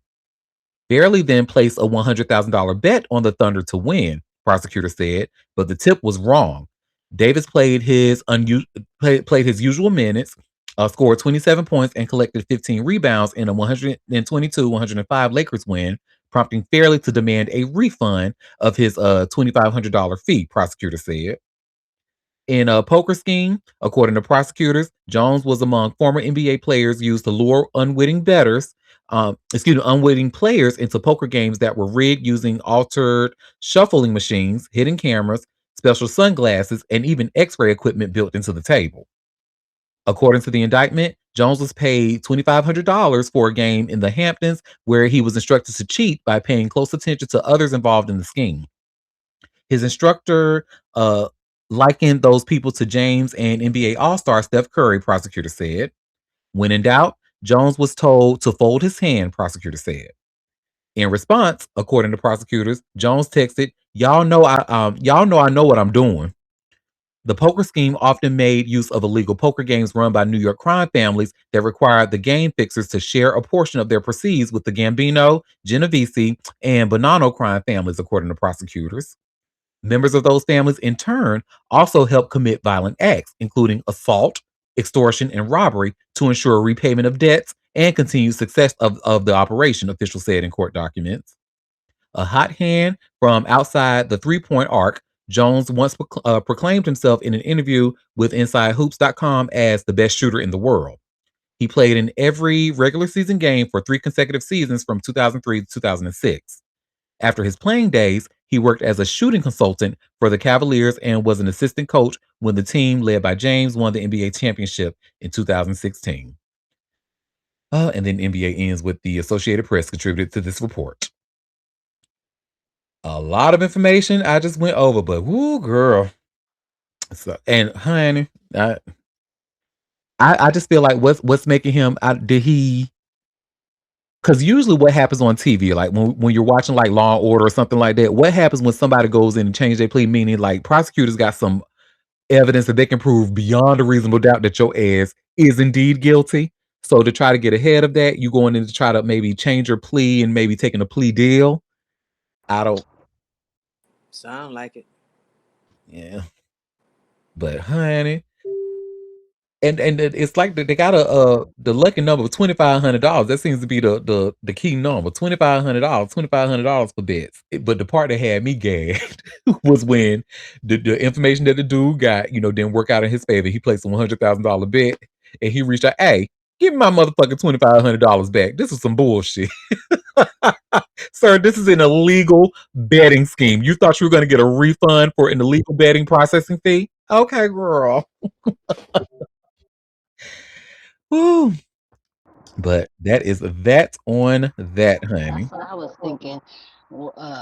Some evidence came that, baby, you ain't gonna win this. You might want to plea. So it'll probably be worse if you get, you know, sentenced, without like found guilty and all that good stuff. Your ass gonna end up go to trial if you want to. You end up being like Cash Out. Now that ass, him, his mama, and his cousin got to do 70 years fucking around. Hmm. Well, that is that on that, honey. Out of curiosity, let me know, because I know good and damn well y'all don't know who this man is. I don't know who this man is, but there's an artist named G Perico, and he's actually suing Coach. So, y'all see where I just shared here by way of all hip hop. It's an exclusive. G Perico alleges Coach stole his brand identity and possibly made millions. So let's get into it. Oh yeah, no, I ain't heard of this guy or this situation. Hmm. Well, G Perico is taking Coach and Tapestry to federal court over a trademark that's become central to his entire brand identity and business model. The Los Angeles rapper filed a lawsuit saying the companies deliberately copied his "This is a blue t-shirt" slogan and profited from years of work he'd already put in building recognition around that exact phrase. The complaint identifies him as Jeremy Nash, known professionally as G Perico, and details how he registered the trademark back in 2022 for clothing items including shirts, hats, and outerwear. He'd been promoting the brand through his music, videos, concerts, and online presence, building real consumer recognition tied directly to his name and career. The then Coach allegedly started selling shirts with "This is a Coach" t-shirt on them, creating exactly the kind of confusion G Perico says damages his brand. According to the filing, the companies never asked for permission, never licensed the trademark, and never offered compensation. G Perico's lawyer, Andrew Williams, laid it out clearly. By using the infringing mark, Coach attempted to create a connection and benefit from the success and popularity of G Perico and the trademark, which in turn has generated, on information and belief, hundreds of thousands, if not millions of dollars for Coach. That's the core of the case right there. The lawsuit argues that consumers would naturally associate the product with G Perico or assume there was some kind of a partnership between him and Coach. That confusion, he claims, damaged his brand and reduced the value of his trademark. He's seeking damages exceeding $150,000 plus all profits connected to the alleged infringement, legal fees, and a jury trial. He's also asking the court for an accounting of revenue tied to the products and an order preventing further use of the phrase. The case hinges on whether Coach's wording is close enough to his trademark to violate federal law, and the complaint includes detailed allegations about a scale of Coach's retail reach and how widely these products were sold while G Perico received nothing. Coach and Tapestry have not yet responded to the allegations in court. Mm-mm. So he said, what I'm getting out of this story, he probably said, when he heard about it, he said, "Ew, Coach. Coach." He said, "I would be caught dead in a Coach bag. Are you kidding me?" Why? Why Bobby dogging Coach? Because I love Coach. I happen to think a lot. I love their products and stuff. But the fact that he said, what did he say? He said the confusion, because if people buying Coach, Coaches, "This is a Coach t-shirt," that will confuse the two brands, making people think that G Perico has a partnership. And he says that confusion, he claims, damaged his brand and reduced the value of his trademark. That's But we why don't even know who the The fuck he fucking is. nerve. How he think that he we said, confusing him. "Coach." We don't know him. Don't know him at all. I ain't know. When you said the little catchphrase, God, I was like, I ain't never heard of that, but okay. God, please, please, please. But this is interesting. I'm certainly going to follow this story to see how, because I mean, like, it's not unusual for corporations to copy small creators and make profit out Uh, of it. it's not. But this small creator, we don't know nothing about him, and I don't see how he's saying like. Are people out there saying, "Oh, you got a deal with Coach G"? Next. like that was some. I'm confused. Like, if people think you got a deal with Coach, they would think you got, things is up for you. Baby I Coach's guess. bags are probably some of the best bags out there compared to the breakdowns they do on Coach versus all the more expensive bags. How that stuff is not worth Hmm. what they're charging for it. Coach be giving you leather Okay. details. I To prefer a this Coach day, bag over LV or Chanel or any of that bullshit. talk about it, you. G Perico. So I have some not so good news. So I all I did was just type in "this is a blue T-shirt" into the Google and unfortunately, the only thing that is coming up about you is this Law 360 article about you suing for the trademark, but it doesn't say anything about you. Wait, hold up, hold up, hold up, hold up. Okay, I take that back. So the second shows, it says bluetshirt.com. And yeah, this looks like LA inspired. Okay, so he might have something. I don't Well, know. I mean, it's weak sauce, but okay. So to the LA people in here, like have y'all heard of like or seen people out here saying wearing things? This is a blue T-shirt or something like that. They haven't. Uh,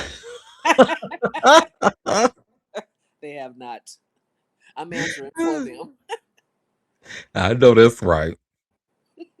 Well, let's get into some white people business, honey. Let's see. There's this. Because I know y'all watch some tennis. Are y'all familiar with the a tennis who she's a former tennis player by the name of Ashley Harkleroad? Are y'all That familiar doesn't with sound her? familiar, but I do watch tennis. I've watched it. Yeah, Yeah. but she doesn't sound familiar. What's going on with her? Girl, she just filed for separation from that husband, honey. Oh, Oh, she was fairly young too, so. And her husband does not. And you see where it says here by way of TMZ, tennis pro turned Playboy model's husband files for separation. So I had a reverse. She didn't file, he filed. So this starts off.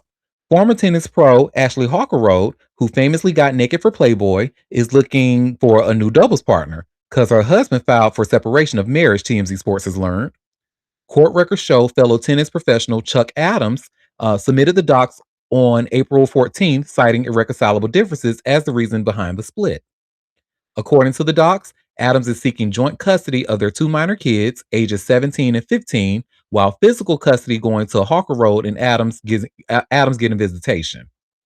The doc states Adams also requested to terminate the court's ability to award spousal support to Hawker Road. As far as assets and debts go, Adams claims the true nature and extent of his are unknown at the time of filing, but he's asking to amend the petition when he gets them figured out. Adams and Hawker Road were together for more than 16 years, getting hitched back on September 22nd, 2009. Adams was a pro in the 90s, earning one career singles title and an 83 to 93 overall record. He went on to coach Hawker Road, who reached a top 40 ranking in 2003. She previously married to a different tennis pro, Alex Bogomolov Jr., before marrying Adams. Hawker Road became the first active tennis pro to bear it all for Playboy in August 2008. She retired from the sport 2012, and she had a brief OnlyFans stint a few years back. So, yeah. She was pretty young to have old children, teenagers. Like I mean, I was shocked. Work. Yeah, I said, maybe that's why I know her because I wasn't really probably following tennis so much then, but I've never heard of her. Mm-mm. But you could be a tennis professional and not be ranked, and Yeah, I never see you. Yeah. You never bubbled up. I mean, you see, she went to modeling and other endeavors. And the Playboy picture wasn't a bad looking one. It looks tasteful. Um, I would try to share my screen to show you, but it'll probably just be a black screen. So you all can click the article and see it's in the art in the middle of it. The Playboy photo. yeah, we don't care. Duh. I almost spat out my drink. Damn. We don't care what she look like. Okay. Well, child, let's talk about women in male dominated fields, honey, and Charlize Theron's mama. Honey, Charlize Theron's mama said, look, her mama had to kill her father, had to shoot his ass for their safety. And you see where it says here by way of TMZ, Charlize Theron opens up about the night her mother killed her father. Look, we have a comment saying this is a wild story. It really is. And unfortunately, anytime we do hear stories about this, it tends to go the other way. I'm happy it ain't the other way. So this starts off. Charlize Theron is pulling back the curtain on one of the most chilling moments of her life. And it's straight out of a movie, except it was all too real. The Oscar winner was brutally honest in a New York Times interview revisiting the night her mom shot and killed her father, and the details are intense. According to the sit down, Theron says her dad came home drunk and raging, blasting his way into their house and making his intentions clear. He was going to kill us, Theron said. Theron, who was just 15 at the time, says she and her mom were literally bracing a bedroom door with their bodies as bullets tore through it, somehow missing them. That's when her mother grabbed a gun and fired back, killing him in what was later ruled self-defense. But here's the twist. Charlene isn't living in fear or trauma today. She says she's not haunted by what happened anymore and is choosing to speak out now to help others who live through domestic violence feel less alone. And while the story sounds like something ripped from a thriller, Charlize makes it clear it was a real life turning point, one that shaped how she sees strength, survival, and even the role she takes on today. She's long been drawn to fierce, battle-tested characters, and it's hard not to connect the dots. That instinct to fight, endure, and push forward was forged long before Hollywood ever came calling. The interview also shows a different side of the action star, more reflective, even emotional, as she talks about how that night shaped her, her bond with her mom, and her outlook on life. Instead of letting it define her, she's using it as fuel, both personally and in her advocacy work. Bottom line, it's a horrifying chapter from her past, but Charlize is flipping it into something powerful and making sure the story doesn't stay in the shadows anymore. Just imagine if the mama wouldn't have picked up and fired back, baby. We probably wouldn't be talking about Charlize to this day. We wouldn't have seen none of her movies. Look, I saw the clip of her telling that story, and it really goes started before he came home. It was I guess he was around the corner at an uncle's house, and they went over there to go get her, but she had to pee like really bad, and she ran in the house. And you know when you got to pee real bad, you just run past everybody to get to the toilet. Well, that was the catalyst. That was like that made him click. Yeah, I guess he was a raging alcoholic too, so you know how that goes. Sound like he was a And raging yeah, alcoholic and a control freak, and yeah, Even and he had mother, been abusive, but that was she knew it was gonna be real bad, and even the the mother mama had having got the the gun gun. at that Hmm? time, and even the woman having the gun at that time, that just wasn't a common thing. So she definitely felt like her life was in danger that she even had a weapon. Hmm. And Saved their he had life. been shooting, and he went back to the safe to get another gun, and that's when she shot him Wow. in the story. I said, ho ho ho. good riddance. Good Hmm. riddance to bad So, rubbish. and I think Yeah. it's a to hear her story. I mean, you still it's very riveting. I think you should listen because there's still a little more. I left off some of that stuff too, but it was yeah, it was No, I probably intense. will watch it because I love Charlize as as an actress, as an Hmm. advocate too. And we have a comment. Charlize story reminds me of the family shooting in Louisiana. The girl, wake that up. That man, that old rusty ashy bastard, done killed all his fucking kids. Oh, girl. Ugh, yeah, we are having a It tough time with this domestic violence stuff right now. It's crazy. is in the deepest parts of the bowels of hell. The deepest. Hmm. Because that made no sense to take out those children like that. He was really The babies, out and of they range from like teenagers to a 1 year old. yeah. That's nuts. He had to chase them to kill them. Just just, oh my God, just makes my heart hurt. No, oof, no. Child, I can't say what I want to say on a recorded line without y'all thinking I'm anti-black. So that's that on that. Well, so for those of y'all might notice about me, Starship Troopers is actually one of my favorite movies, and it has been growing up for some reason. I can't even believe that I can look at the shit because it's so ugly with all them damn bugs and shit. You know how I feel about bugs and stuff flying. I don't like that. But Starship Troopers and Men in Black were one of my favorite movies that I was able to watch a lot without being grossed out. But anyway, the reason I brought up Starship Troopers because one of the actors from that actually unfortunately just passed away at only 57 years old. And some of y'all might remember him from Melrose Place. But you see where it says here by way of TMZ, Melrose Place actor Patrick Muldoon dead at 57 after a heart attack. Oh, damn. I Hmm. do remember him. Yep. I loved him in Starship Troopers, honey.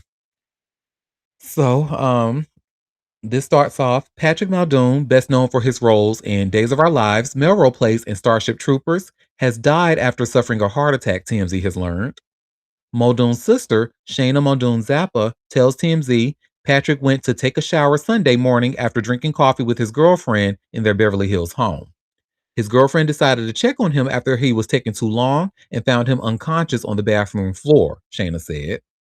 Paramedics rushed over and tried to revive Patrick, according to Shayna, but there was nothing anyone could do. Patrick launched his acting career while still in college, landing the role of Matt in the 1990 sitcom Who's the Boss. After his graduation, Patrick had a recurring role as Jeffrey Hunter in Saved by the Bell. The Los Angeles native went on to play Austin Reed on Days of Our Lives from 1992 to 1995, and then again from 2011 to 2012. He also took on the part of Richard Hart in Melrose Place for several seasons. In addition to his TV success, Patrick was well known for his movie roles, starring as Xander Barkalow in the 1997 film Starship Troopers. He also had parts in Deadlock that came out 2021, Vanquish, Dakota, Marlowe, and Murder at Hollow Creek. His final film, Dirty Hands, will be released later this year. Patrick was also an executive producer on a movie currently in production, Cockroach, starring Chris Hemsworth, Taron Egerton, and Zazie Beetz. He was 57 years old, and may he rest in peace. Yeah, rest in peace, Patrick Muldoon. He was out here just pretty much. He was one of the people that did his work and went home. You never heard or read anything about him being problematic, and yeah, so rest in peace. 57 is way too damn young, man. And just imagine the girlfriend, they just having coffee one day. Oh, Enjoying their day, getting their day started. Ugh. beautiful Sunday morning, honey. Well, wait, he been in that damn shower too long. He usually don't take no damn shower this long. What the hell going on in there? Yeah. Damn. Well, this the last story I have for us today. The Eminem child. Monthly? Yes, Eminem? he keep fucking around with these. I was about to say barely black women, but that's not fair. He keep fucking around with these black women, and I don't like it. But unfortunately, he Really? did get a win recently. And you see where it says here by way of all hip hop in exclusive, Eminem won't have to interrupt morning studio sessions to appease Real Housewives of Potomac in shady trademark war. So Eminem just won a scheduling battle that keeps his mornings locked in the studio where they belong.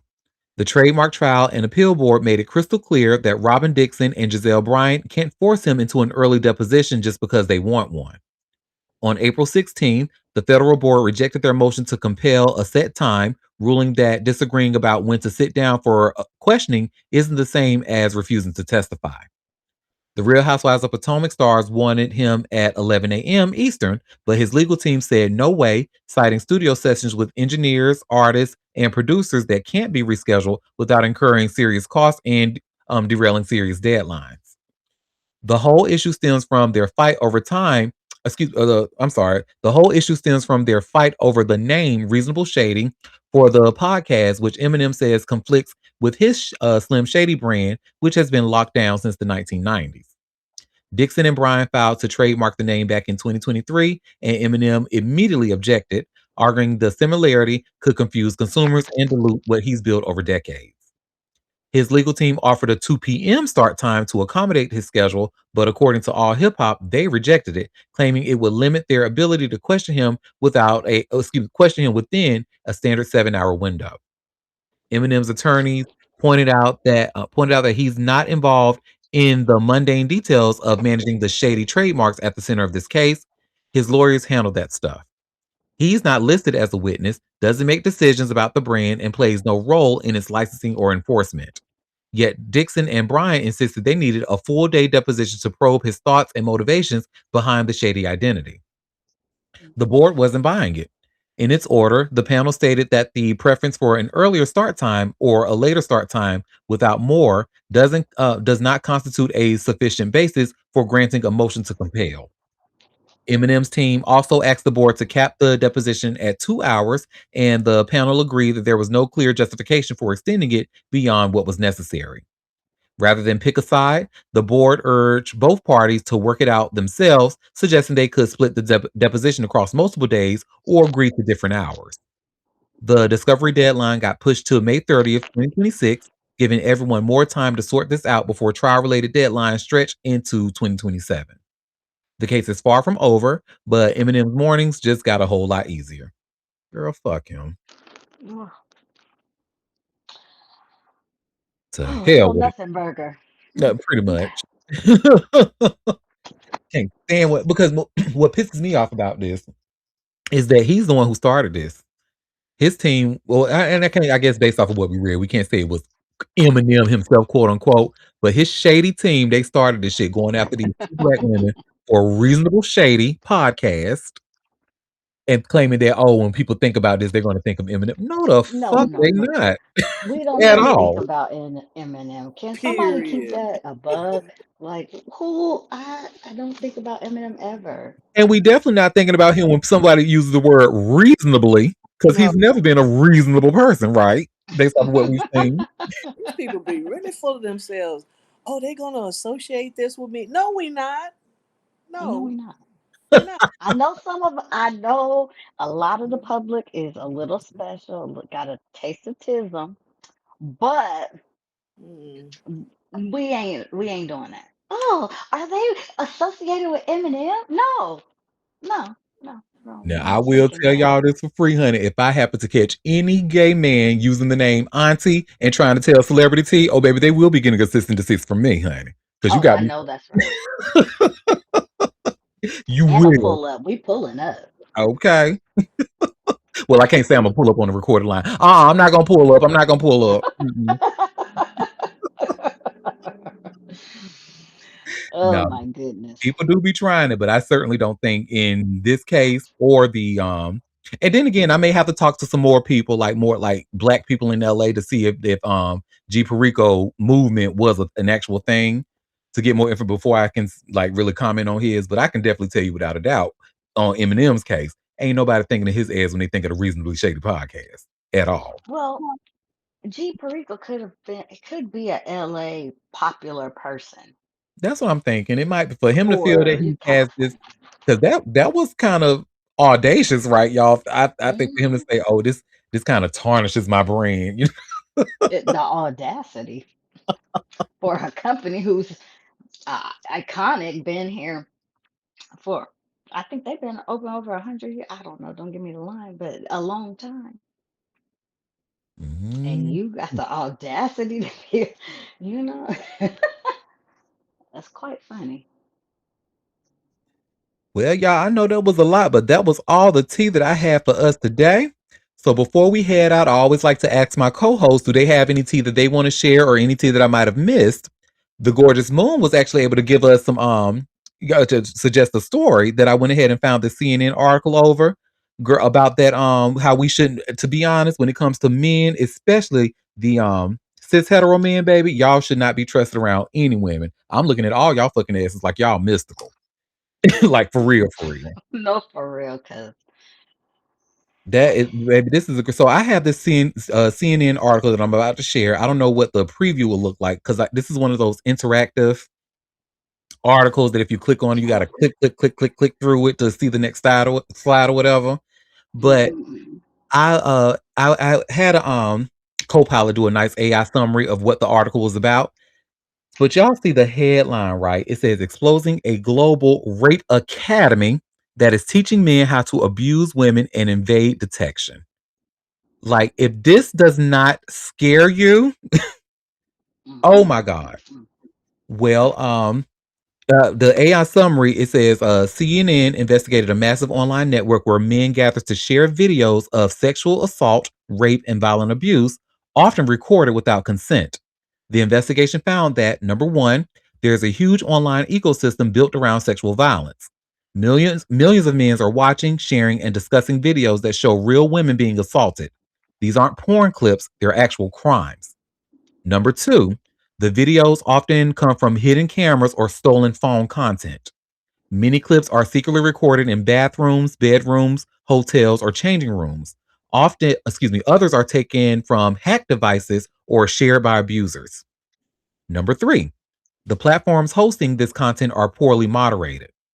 So some sites claim to be educational or self-improvement academies, but they function as hubs for misogynistic content and violent sexual material. Moderation is weak or non-existent.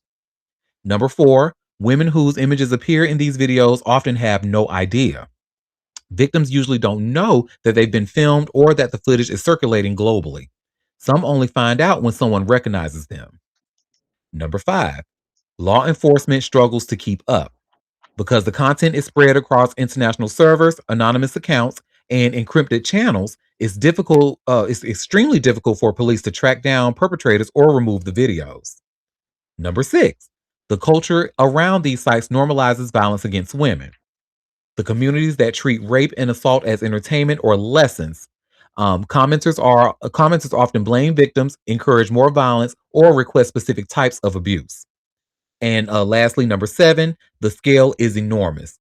CNN reports tens of millions of users across these networks, showing how widespread the problem is, not just a fringe issue. So the big takeaway, CNN investigation shows that sexual violence is being turned into a global online industry fueled by misogyny, weak platform oversight, and the ease of sharing video. Women are being filmed, violated, and exposed without their knowledge, and the systems meant to protect them aren't keeping up. Girl, if that shit don't scare y'all,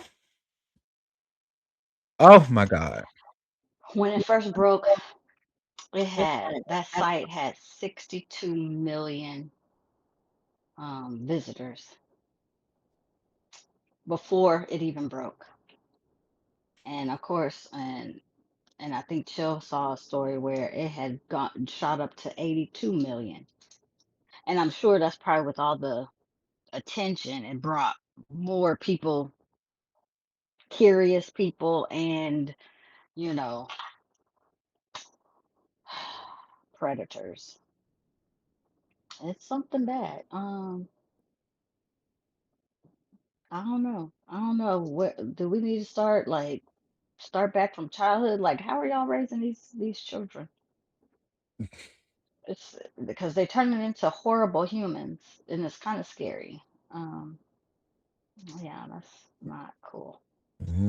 Honey. And unfortunately, I don't, as much as I would love to, and I hope I'm wrong, but based off of what I'm seeing and how not only is there misogyny, we actually have a lot of women that are so ready and willing to back up the because they're so male centered, and we are seeing a lot of male centered women out here these days. Like Hmm. this is I really don't have words. Like I A lot of stories about women getting drugs still in bars and Hmm. stuff. It's just, mm-mm. mm-mm. And this is only going to become bigger. I don't think the fact that it's being exposed is going to make it go down any. It's probably going to draw more men to it because women out Hmm. here have basically, said, forget it. Men are trash out here. I'm going to stay home in my own space, drink my wine, and watch Netflix. So they are out here just desperate. Read the comments. Read the comments. Child, It's listen, you know what? To protect my peace, I'm gonna go ahead and stay away from you. I'm talking about our comments. Oh, yo, yes. Oh, yeah, girl, that was the next. We was definitely gonna talk about that. Oh, yeah, you know I'm not letting that one slide. Ooh, yeah, But it's dangerous out here. It really is. I mean, look at the femicide going on. mhm. You know, these men out here are out of control. They just out think of they own women or something. I don't know what's going on, but They it, absolutely think they own women, and Krista fascism is the culprit. yeah, it's getting yeah. ugly. I feel sorry for women out here who really want, to be married and have a family Want a and all of that because husband, all that. yeah, because that's not even no guarantee. Your own husband is doing this to you, killing you, drugging you, whatever, whatever. Just And it reminds me of, wasn't it what, like a couple of years, maybe 4 some years ago? Like it was during the pandemic, I remember. But there was like what was it? A not WhatsApp, but a Telegram group. A Telegram group of Mm, men sharing things with like women addresses, pictures of their kids, and like it yeah. was, baby, I don't trust none of you know. None of No, you know. not even a little bit. Not even a little bit. Child, thank you, Queen of Happiness, for this piece of tea that she just shared in the comment, Auntie. David, let's talk about his honey. So, Oh Lord. yes. um, let me see. I'm gonna have to. It's looking like this article is not giving us a thumbnail, but I'm gonna do the custom article. No worries. DA shares details in I hope he know he going to jail. on David murder charge. Let me get the article.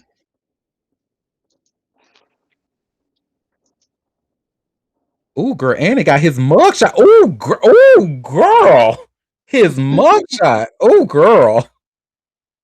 Ooh, let me see if I could. Ooh, girl, I was not ready. Let me see. I'm trying to upload this bad boy.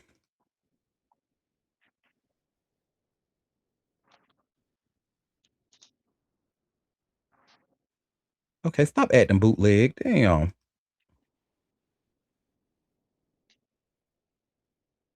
Let's see.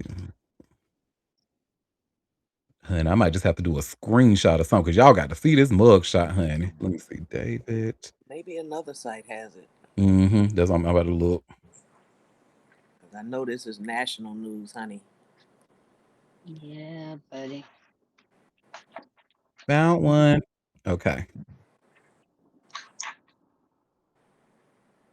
Honey, he was girl. He looked stressed, don't he? Yeah, he He looked done like took off that he makeup, No, looked, that nail polish, baby. He looking stressed. he wasn't and he that looked like the stressed when same person. he wasn't that damn stressed when he was killing somebody. Oh, now you stressed, huh? That part. Mm. Well, this is a story from KTLA 5. Thank you, Los Angeles. And this starts off, the Los Angeles County District Attorney's Office on Monday detailed first-degree murder charges against singer David in connection with the death of 14-year-old Celeste Rivers Hernandez, whose decomposed body was found last year inside the front truck of the performer's Tesla.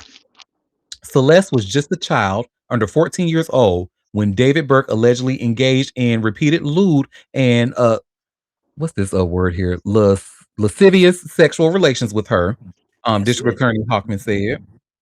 But Burke's actions did not allegedly stop there when she threatened to expose his criminal conduct and devastate his musical career. Burke allegedly murdered her, cut up her body, and stuffed her body in 2 bags that were placed in the front trunk of his car. There, the dismembered body sat for over 4 months decomposing until it was found at a tow yard on September 8th, 2025. This horrific and gruesome murder committed by the charged sexual predator is shocking and appalling. To Celeste's loved ones, we will get the justice you seek and deserve. According to the criminal complaint, Celeste was invited to Burke's Hollywood Hills home on April 23rd, 2025, and was never heard from again. Nearly 5 months later, on September 8th, her dismembered and decomposed remains were discovered inside 2 bags in the front truck of a vehicle registered to Burke. I am a parent of 3 children, Hockman said, and a parent's nightmare is a situation where your daughter goes out one night and never comes back. The 21-year-old singer was charged with one count each of murder, continuous sexual abuse of a child under the age of 14, and unlawful mutilation of human remains, according to the DA's office. The criminal complaint also includes special circumstance allegations of murder of a witness, murder for financial gain, and lying in wait, as well as a special allegation that Burke personally used a deadly and dangerous weapon, a sharp instrument, to commit the crime. In this particular case, as the evidence will come out in court, the witness to the investigation was Celeste, and the investigation was into the lewd and lascivious sexual acts committed by Mr. Burke, Hockman said during a morning news conference. Arraignment is scheduled for later Monday at the Feuds Criminal Justice Center. Celeste's family said they will attend the hearing. The charges carry a maximum sentence of life in prison without the possibility of parole or the death penalty. Hockman says prosecutors will decide at a later date whether to pursue capital punishment. Burke was arrested by Los Angeles police officers around 5 p.m. Thursday at a home in Hollywood Hills, which we learned it was Sandra Bullock's old house. Anywho, his attorneys have maintained his innocence. And I'm sure she don't want people to keep repeating that part. Like, don't be weird, Brig Queen, wrapping my name around this foolery. Um, that statement of the part where I guess she said that she would ruin his career or something like that, and that provoked this violence against her. Well, she was still right. You think killing somebody? Why do you people think that they're gonna get away with it? And that's the part that gets me, y'all. He allegedly did that shit and just went on tour like nothing happened. And that's how I kind of knew. I was like, oh, this motherfucker might be a sociopath, because when the story first broke, we up in here like, a body was found in your car and you're not panicking. What he do? Give his audience laboo-boos while he was still on tour. I will never get over that shit. Laboo-boos. Nigga, they said a dead, decomposed body that might be a child was found in your car and you're giving the audience laboo-boos. Okay, girl. Mm-mm. I tell you what. Girl. Well, that is that on that. Thank you, Queen of Happiness. Did anybody else have any other tea? I do. I actually have more. What you got? Okay. And this is all sad news. Sorry, guys. So we were talking about cancer earlier, but nobody. And this is in the sports ball related, area. But the famous announcer, I think he was a coach at one particular time, Dick Vitale, has been diagnosed with cancer for the fifth time. Oh my God. So he has beat it four other times, and he had, they have scans and checkups, and he had some more abnormalities. He's in his 80s. I'm like, cancer won't let Hey, him loose. but he keeps fighting it, thank God. But damn, 5 times, wow. I don't know. This might be. I'm sure he's gonna fight, but ooh, But I yeah, know he's once it tired. starts doing this, it's gonna eventually, it's gonna win eventually. But what a fight he's put up, though. Okay, he's beat it four different times. My God. Yeah. Wow. Okay. So send up prayers to Mr. Vitale. He's a funny, entertaining. He's been entertaining over the years. So, He's not problematic at all. I don't have no problem with him. mm-mm, mm-mm. I love his first And name. oh my God. Anyways, let me move on. You know what? Let me pivot to the next Pivot. sad Hurry, story. hurry. Um, Christina Applegate in the hospital, and her friends are not thinking it's going to be very good. Oh, Hmm. oh, oh. So I don't Yeah, know. I We got to read keep that. our lookout for that and Keep the send some prayers prayers up. up for our girl Christina. Yeah, I read it's not looking good for her. I'm sad to hear that. Oh, I just Googled her, like looking for that. It looks like she just released a statement. This is my first time Or her seeing this. people. No, she Or her did. people. Okay. And you see where it says here by the Hollywood Reporter, Christina Applegate breaks silence amid hospitalization reports to give health update. So give me 1 second here. They making me take my Yeah, bless you. pop-up blocker off. Let's see, pause on this site. Okay, and this starts. Christina Applegate has offered an update on her health. On the heels of the report. God damn it. Okay, here we go. Sorry. Christina Applegate has offered an update on her health on the heels of reports she was hospitalized in Los Angeles amid an ongoing battle with multiple sclerosis. Thank you for the outpouring of love and well wishes, the actress shared on Instagram Monday. Health issues are a constant for me, but I'm a strong chick and I'm getting stronger and better every day.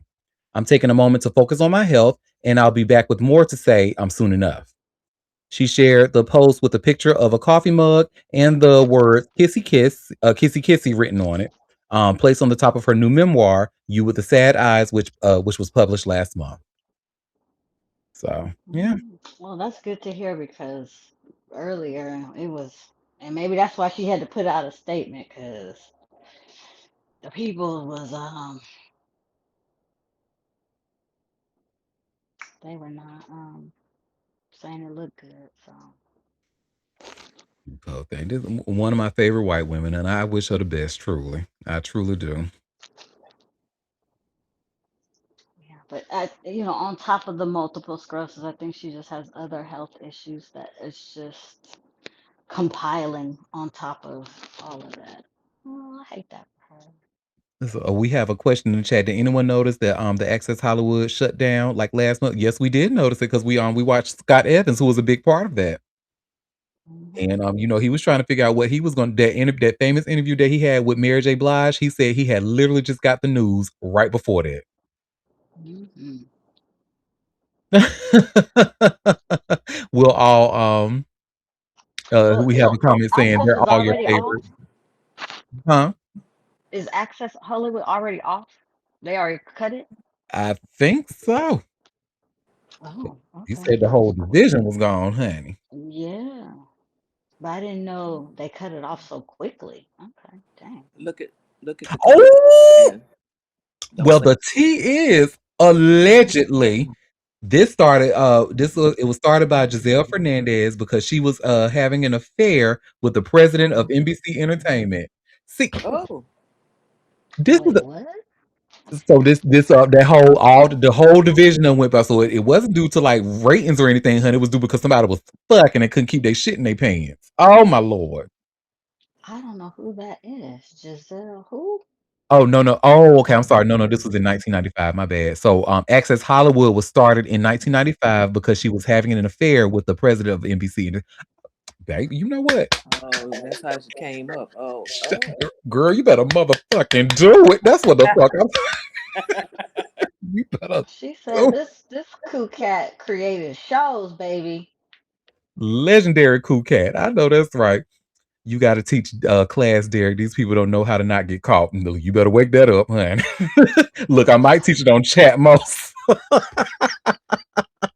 I mean, just don't be knowing. Do Child. my first ticketed event, honey, on Chatmosa. Oh, well, okay. Look at her. Oh, she said, "I'm a Latina. She's from Mexico." Oh, I'm doing a little Google because I ain't know nothing about her.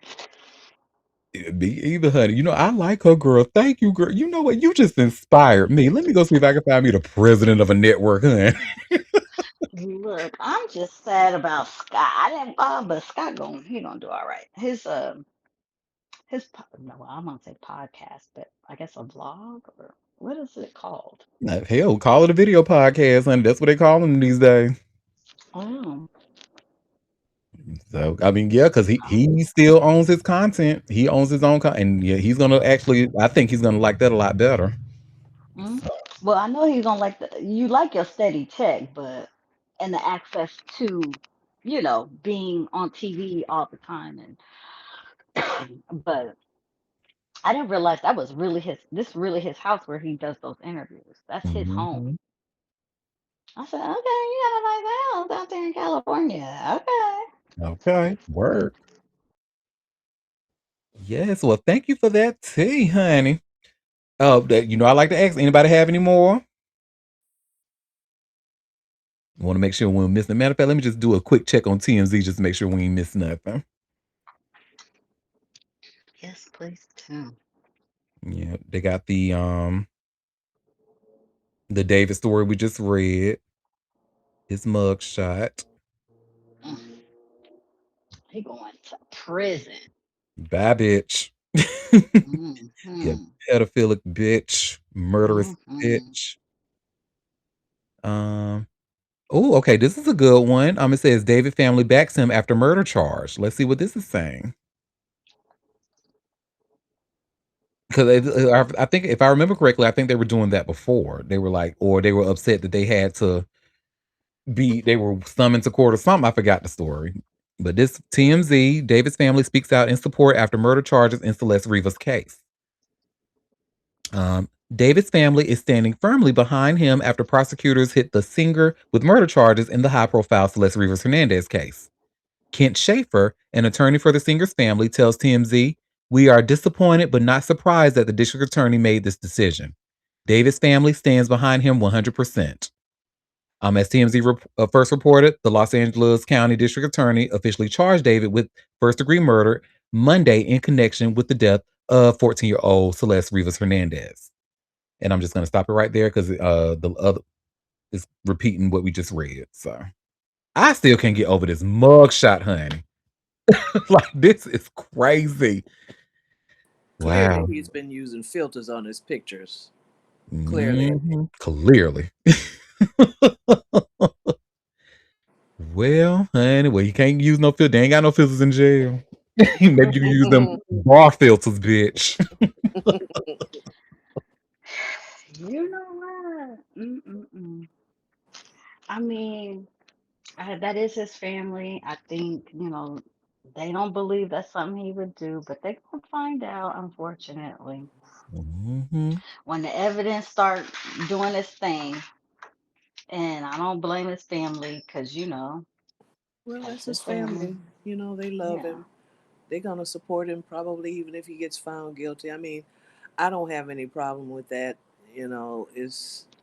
That's their loved one. Now they can acknowledge that he did something wrong and still support him, in every way that they can. I mean, Damn right, because I do it all the time.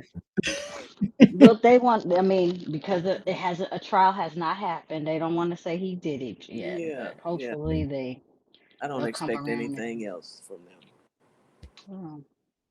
and I just something just popped up for me about one of a female rap legend passed away at 66. A female. Oh Lord! And then I see somebody in. Oh, it says Gwendolyn Chisholm. Let me see. Oh, Yes, that's that the was the same one. person. That's what. Okay. I don't know who that Yep. is. Me neither. I don't know her. But I Girl, guess they rapped on it's one of the. fucking Blondie from the sequence. Oh my I thought. God! Oh, it's Blondie? I Who Wait. died? Oh, see, didn't Wait, we didn't just talk somebody about die her? the other day? Yeah. Oh, I think we were talking about Blondie who died. So wait, but this is a story that was released April 8th. Hold on. Sorry. It just popped up for me too. Like it literally just flashed on my thing. And I was like, Yeah, I'm huh? like, didn't we just talk about her dying? Yeah, we did. We Or did did I? indeed. Yep, that was Blondie. Okay. Well, Well, then I somebody in don't the know why comments stuff is popping. Yeah, here say you go. They just. Natalie Bay. Who is that? Let's do a quick Google. Let me see. Ooh, child. The French film actress. Yeah, I saw about her. I didn't because I figured that we wouldn't know. We don't know. No, I saw it, but I didn't know like French. I don't know. She doesn't seem familiar. Yeah, rest in peace. I know. Well, I like to thank y'all for taking time out of your busy day to come and sip tea with me.